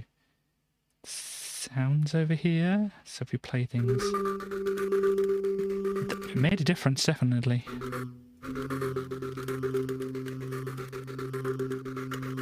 See, I think this is the LF. No, it's not the LF. That's another one of the effect toys that's there. Ooh, that changed things.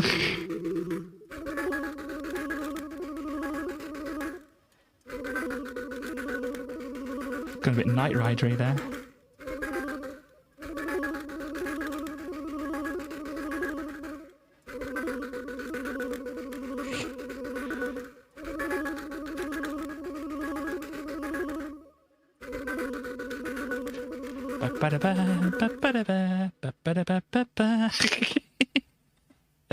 There we go. So yes, it's a thing, and you can change it down to different.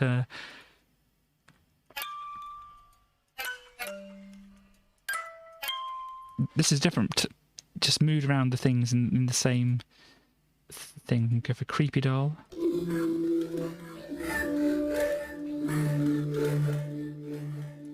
Or wind up rocking horse.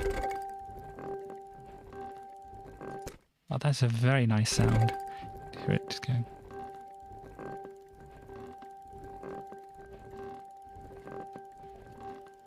As I said, I don't know if it makes much sense, but it's a very tactile sound.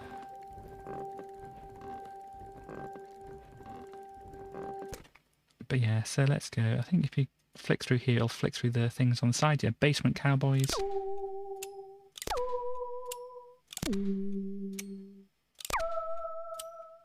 Very interesting sounds. Spurs.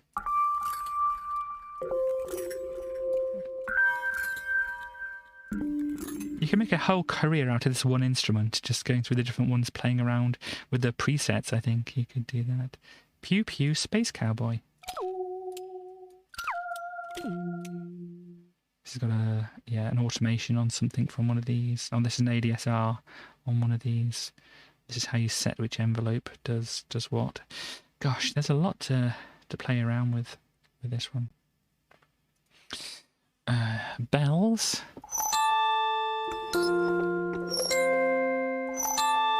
Yeah, I might have used a variation of that on the Wishing Well song.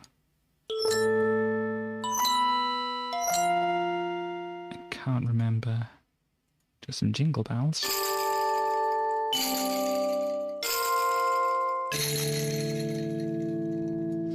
But yeah, this is basically somebody playing around with a lot of toys and trying to make noises with them. Ooh. It's an interesting note there at the end.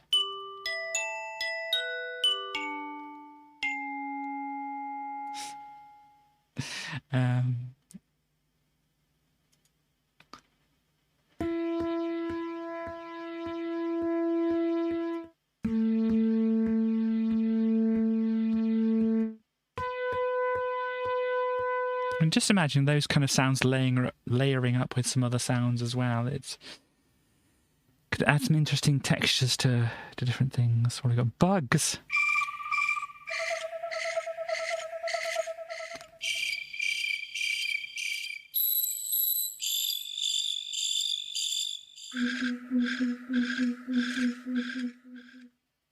There we go. Cicadas.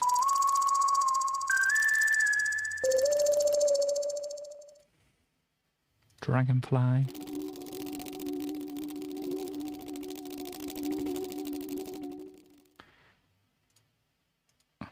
What's this? Candy? You like bugs? Never. So bubblegum.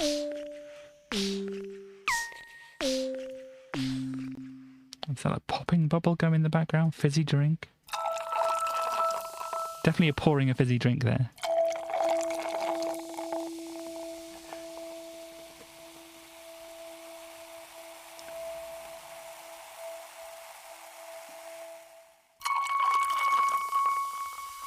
You can see they have samples and they also have like the synth things laid up to add actual notes and things to it and other textures and things like that just to give you some interesting things. Lollipop popcorn popping.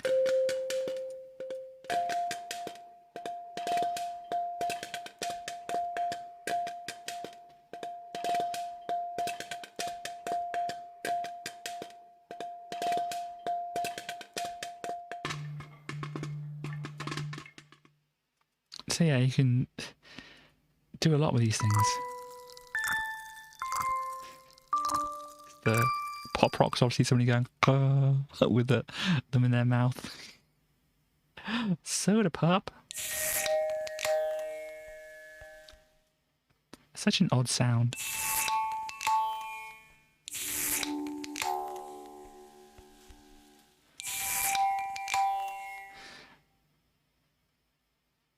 Popcorn with... Gosh, if I practiced, and had the keyboard. Oh, what's this one? Carnival. If you push it and release it, it makes a noise. So if I push it now on this C and hold it down, nothing much happens. But when I release it, it makes it again. So you can go double fast.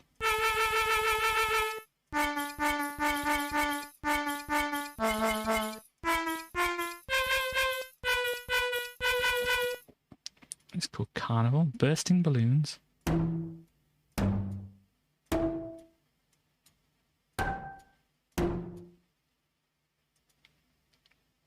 Carousel. Evil clown.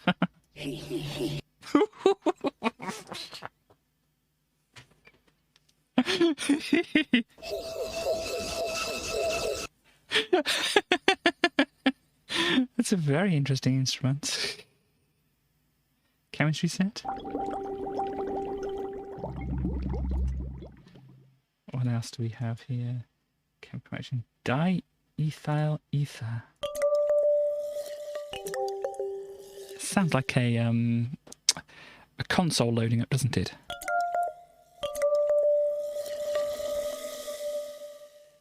Oh dear, evil clown.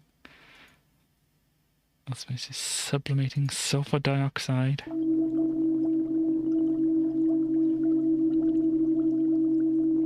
Some good bubblings going on.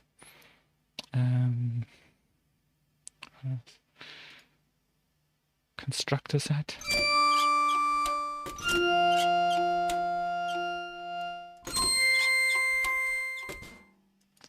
So we have elevator hammer. Yay! Expecting more out of a hammer, but or something different. Interesting. Maybe they're hammering the little metal bits of this constructor set. Tin toolbox. Oh, constructor motor.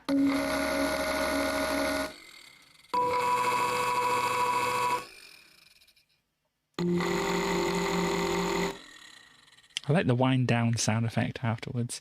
But yeah, we only got to, what's it, constructor set. We've only got to like here in the the list of things.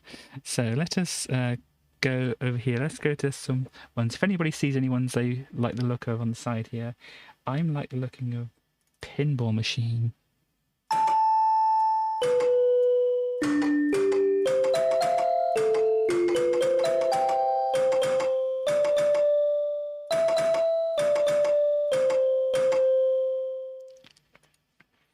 What's that? Pinball bumpers.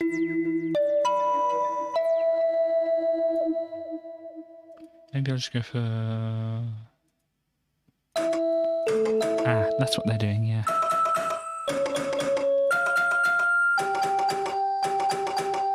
if I turn that down. That's just that sound, and then I turn this down. That's just that. Robot, are you doing anything? If I want more of the delay stuff, I can... or the sustain. These are linked together or not linked together. But yeah. Which one is that one? That one's that, okay. So if we just have the red one down. Okay, that's not what I want. Is that making all that noise? Yeah, it's making all that noise. Over here.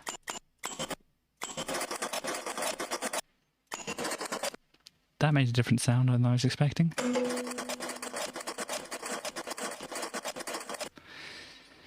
Some mechanical stuff going on there. Solenoid started. Oh, this is going to be good, isn't it? Not what I was expecting. I thought it was going to be a big clunk and stuff like that. Steel ball in playfield. This is probably what I'm looking for. Or maybe not.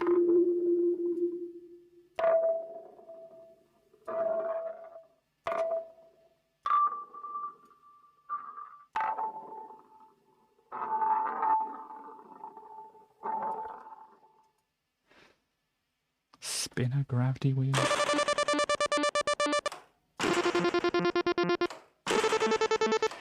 Yeah. What else do we have? We have a magnets one over here.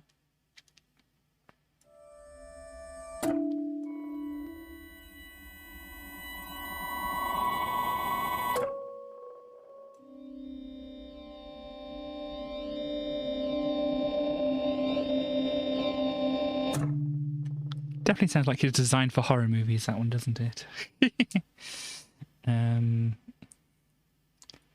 Magnets, attracting coil, ferromagnetic lodestones, rattlesnake egg magnets.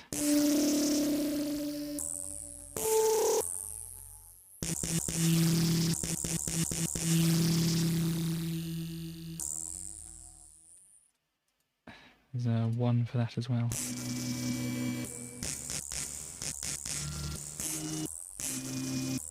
Interesting. Well, what's the retro bot here like? By your command, Imperious Leader, stand by to attack. Leave no survivors. By your command, Imperious Leader, stand by to attack. Leave no survivors. See that the humans remain entertained until the end. Atlantia Death Squadron, attack via weapons. We have taken them completely by surprise. It is done. Extermination. Scan for identification. The information is not complete. It is a deception. By your command, Imperious Leader, stand by to attack. Yeah, so I don't know. I like that little ping at the end. Ping. I don't know what you could actually use that in, because obviously it's very identifiable, isn't it?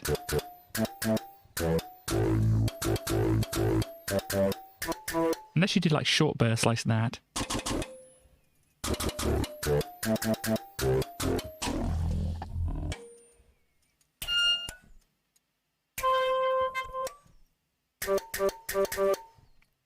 Or like really messed it up. But it's still the same thing being said over and over, so I'm not quite sure how... That messes it up.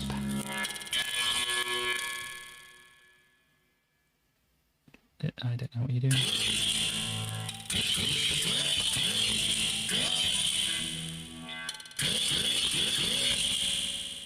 Interesting sounds.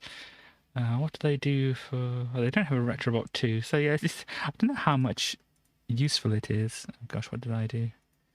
There you go.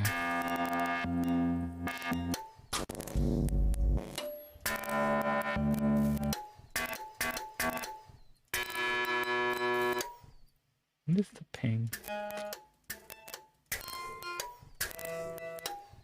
Does that provide the ping? It seems like that. Maybe a master effect? I don't know.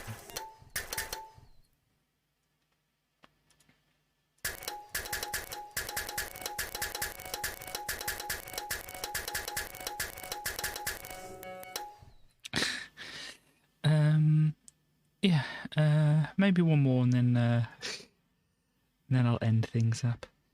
What else looks good? I mean, these all look very interesting, don't they?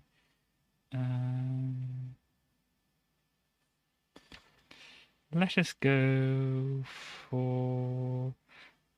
I'm torn between video arcade and fireworks. Let's go for fireworks.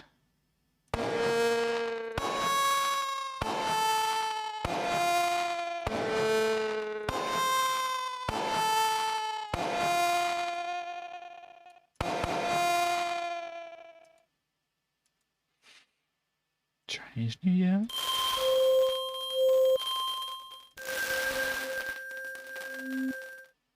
Cool. Aerial fireworks. Fountain fireworks.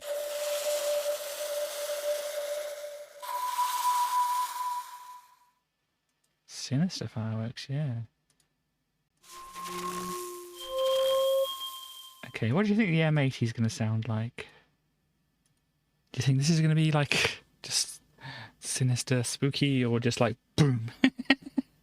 Let's give it a go. Middle C, I think this is. Maybe that's middle C, I don't know. Anyhow, that's more of a bang.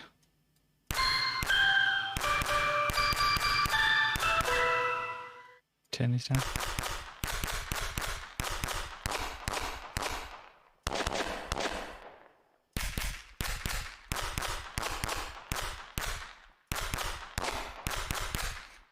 We can add back in the music.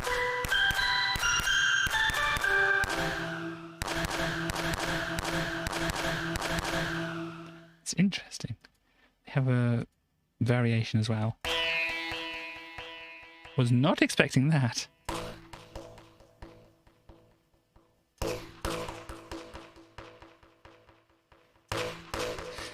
Yeah, what I want to do, just like slap. Do we have limiter, in gain, well up, output? Let's drop that down a little bit. So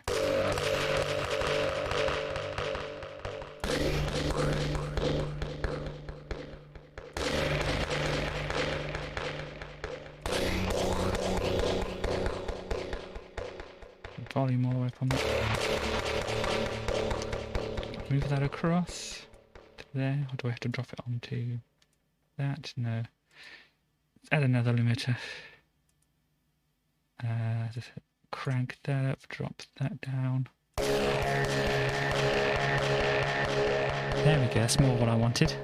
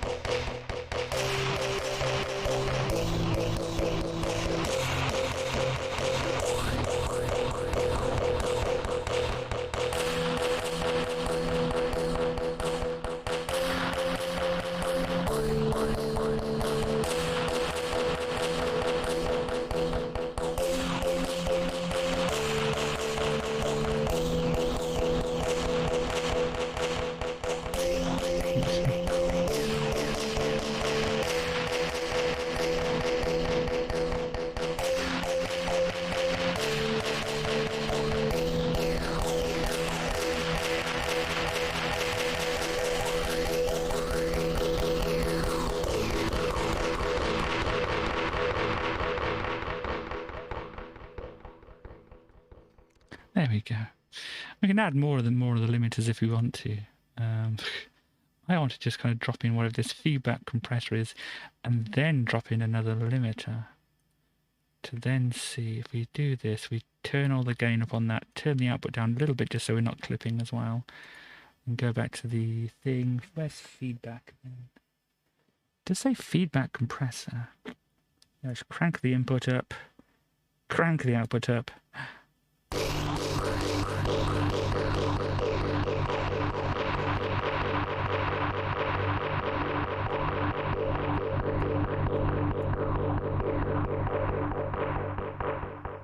Goes on for longer.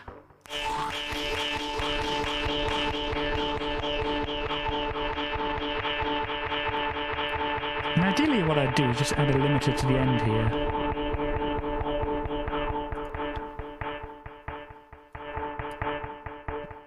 Do the same thing there. Then I can add whatever I want in.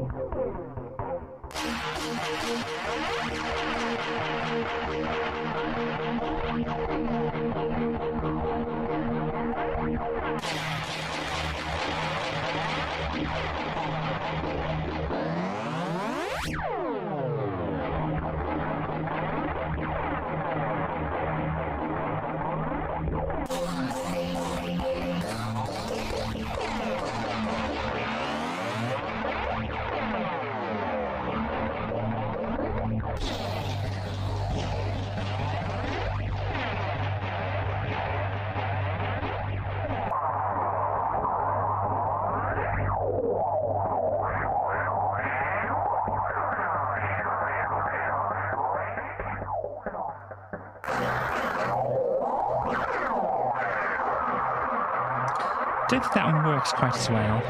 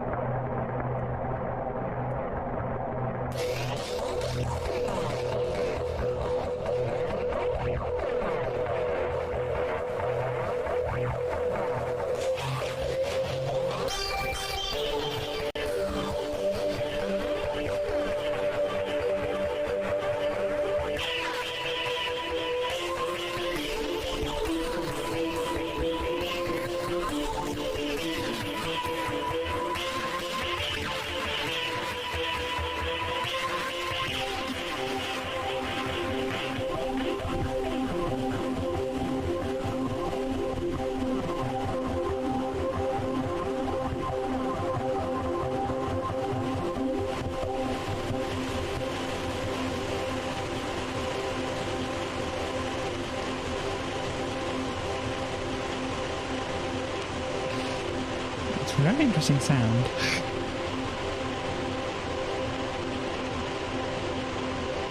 I don't think it's going to die down.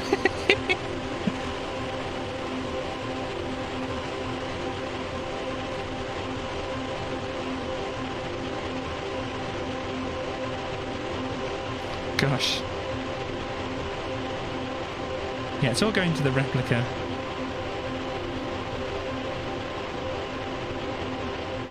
Oh. That ended more suddenly than I was thinking. Never mind. There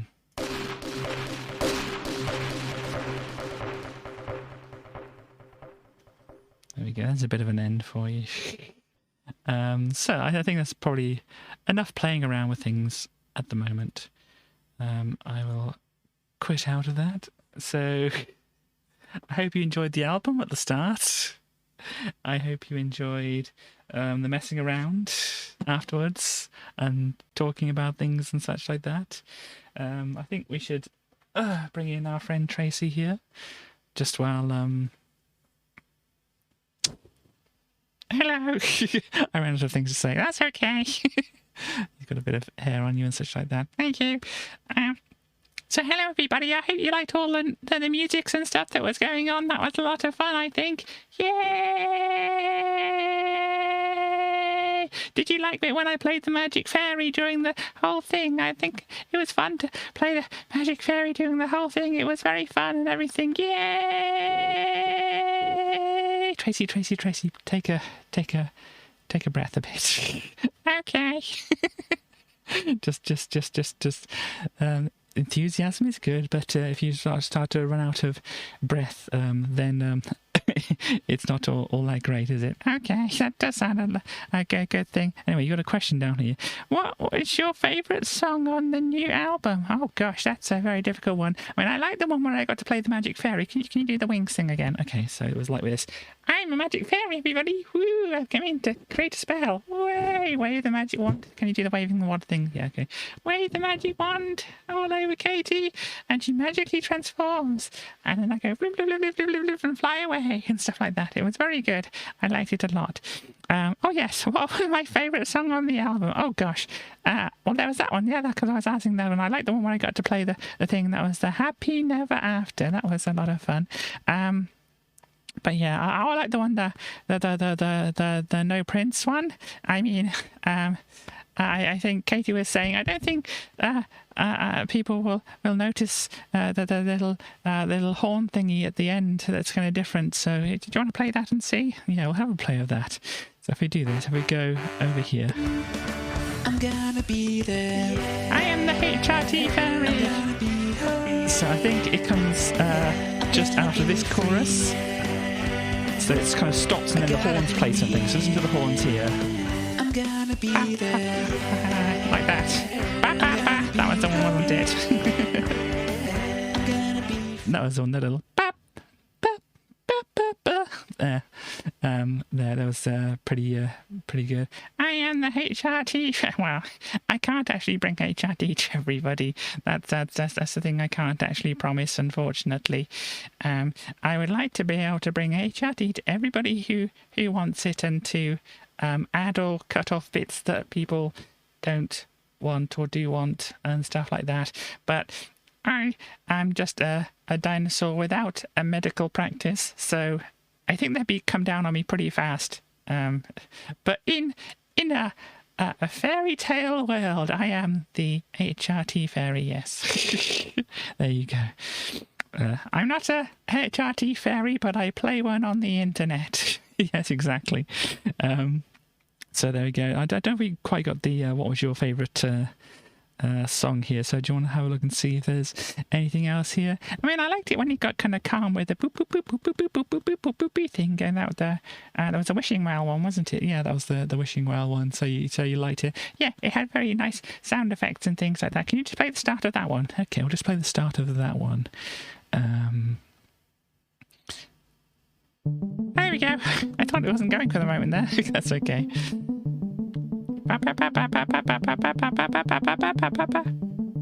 Yeah, sound effects come in soon, don't they? They do. Just wait. Hang on. Yay! They're good sound effects. Thank you. You like them? Yeah. And it's like, gosh, it's kind of like, ooh, I wonder what's going to happen music. It's like, da da da da. It's a mystery, but it's also kind of, oh, kind of music. That's kind of what I was going for. I think I know what you mean by that. So yeah, they've got that. Yeah, I mean, they're all good songs. I like them all, but it's hard to actually pick out what is the favoritist of them. But I think those are two pretty good ones, or three pretty good ones there. So I hope that answers the question good enough. I have a question for everybody. So if we wanted to play one of those songs, or just one of any of the songs from the album, as the outro song, what do you think it would be? Because you can put in your ideas or requests or whatever now. Ah, thank you very much. You are cute too. Or did you say? Do you mean me and Katie? I don't know. I think they might have meant that. There we go. Some more hair on you. Thank you. So yeah, it's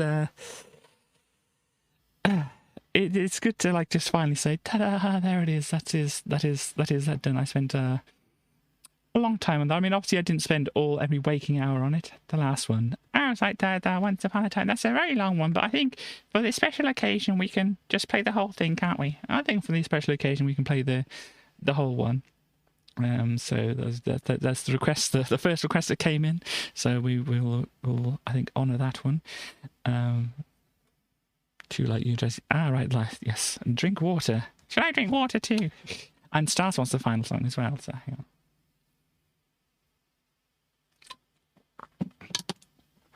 I could have spoken during that, but I chose not to. Indeed, you did.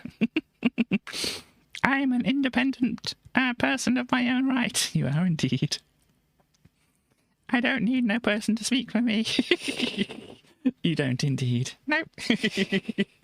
I just choose not to, because silence is nice at times. It is nice at times, yes. So, oh gosh, am I looking tired here at the moment? But anyway, I hope you like the playing around with the things and the album release and all that kind of thing. Yeah, so I don't know if there's too much more to say. Well, I got to say kind of goodbye to people.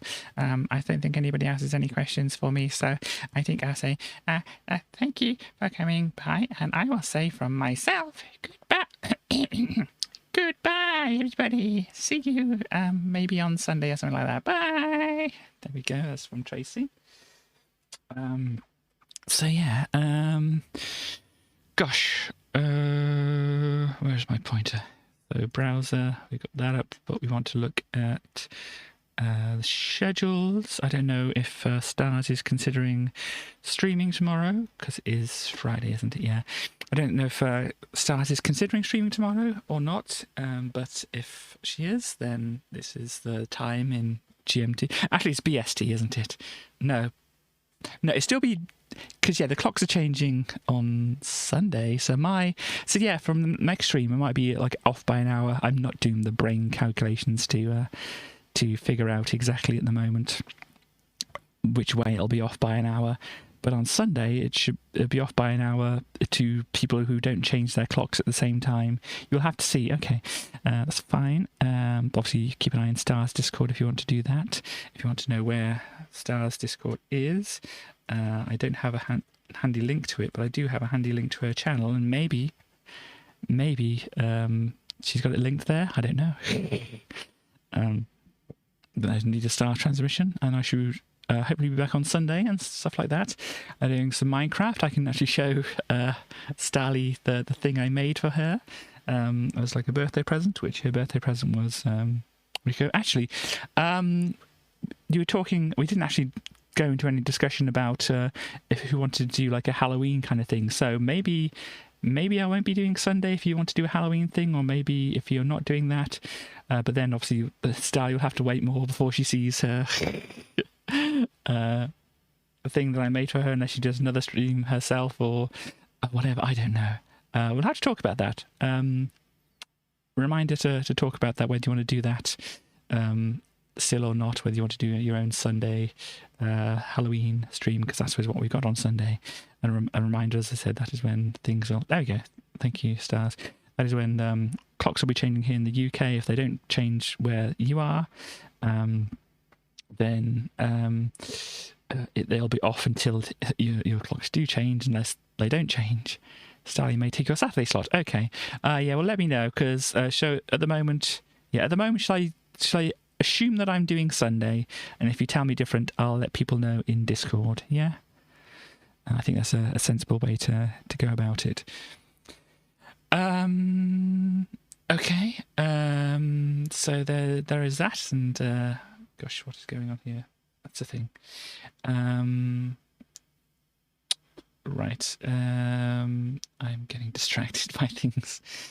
I think I have to really go off now. I've done shout outs for people. I've told people when I think I'm next streaming.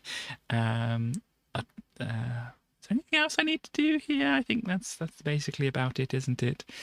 So yeah, thank you for popping by. You wanted the last song. Yeah, it's going to take a little bit of time, but I'll play that over the stream ending title thing. If you do your Sunday stream update, cool. Because there was a talk of maybe moving it so that somebody else can do the Sunday slot and stuff like that. But yeah, cool. Yeah, I don't have any more planned spooky for that. Maybe we'll get back to medieval. I don't know. I've kind of been putting that off because I said I got stuck on the one level, and it's just like building myself up to try it again. So yeah, it's not like I'm going to forget about it after Halloween, because if I can get through it, then I'll try. But if I can't, then we'll have to move on to something else, because there's no point in bashing your head up against the wall. Maybe if I put it down for a bit and come back, it'll be okay. But at the moment, I don't know. I'll have a go when I next have a go. Maybe it's going to be on Sunday. That'll be actual, spooky day, and then I can build some more boat in Minecraft at the start of that stream and such like that, and show Starly her present if she wishes to be around to actually experience it herself. Obviously, you won't see her first-person view of that, but I will be able to give a first-person view after Starly's had her experience of it. But yeah, so I think that's it. Yeah, play the song, and then shut up, Katie, and whatever. So yeah, please enjoy. Now that I can actually play these songs, the last song on the album, of my Princess album, which let me just actually go back and just show the bippity boppity boop, bippity boppity boop, bippity boppity bippity boppity bippity boppity boop, bippity boppity boppity boppity bippity boppity boop. There we go. That's more higher resolution. You can zoom in a bit as well and see some more higher resolution. This thank you. It's 3000 by 3000. So there's a lot of details you can zoom in, like all this fanciness here. But anyhow, this from this album. And where's my pointer? Oh yes, down here. And Princess by me, and the art was by West, and the finishing the stream is by everybody screaming at me now, just finish the stream, Katie. So here we go, the final song from my new album, out now on VODs and soon on YouTube and the Internet Archive. The final song, titled Once Upon a Time and Time Again. Bye bye, everybody. Bye bye.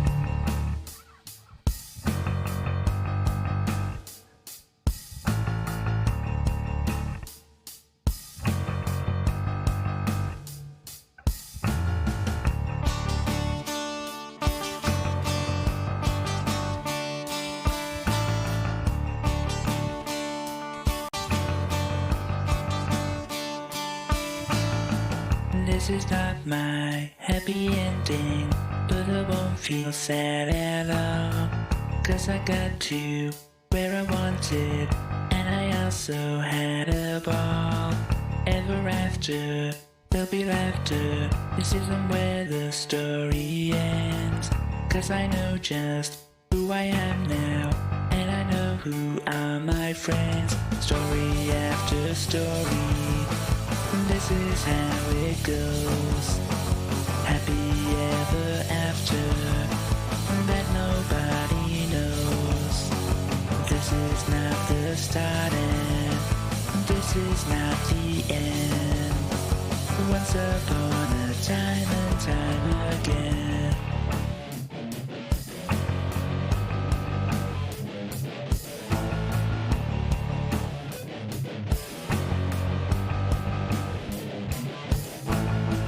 I am not a superhero, I'm just one among a crowd.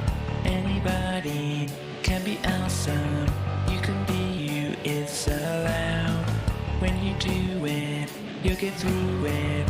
Oh yeah, but I won't pretend that it's easy, but it will be worth the effort in the end. Story after story, this is how it goes. Happy ever after, that nobody knows. This is not the start and this is not the end. Once upon a time and time again.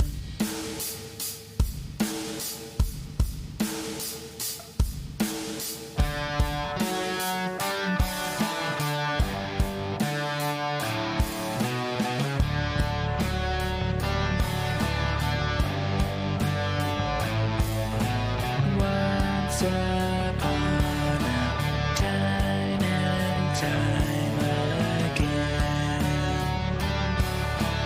Once upon a time and time again. No one left behind.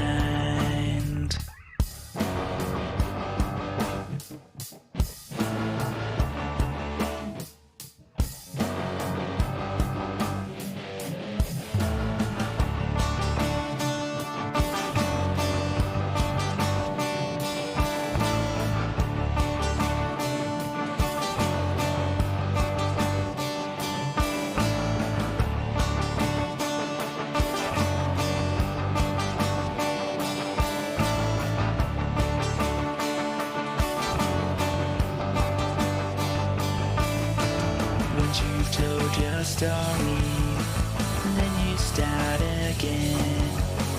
Once you start it over, you're closer to an end. Once again we're going round and round again. Once upon a time and story after story, this is how it goes. Happy ever after, that nobody knows. This is not the start and this is not the end. Once upon a time and time again.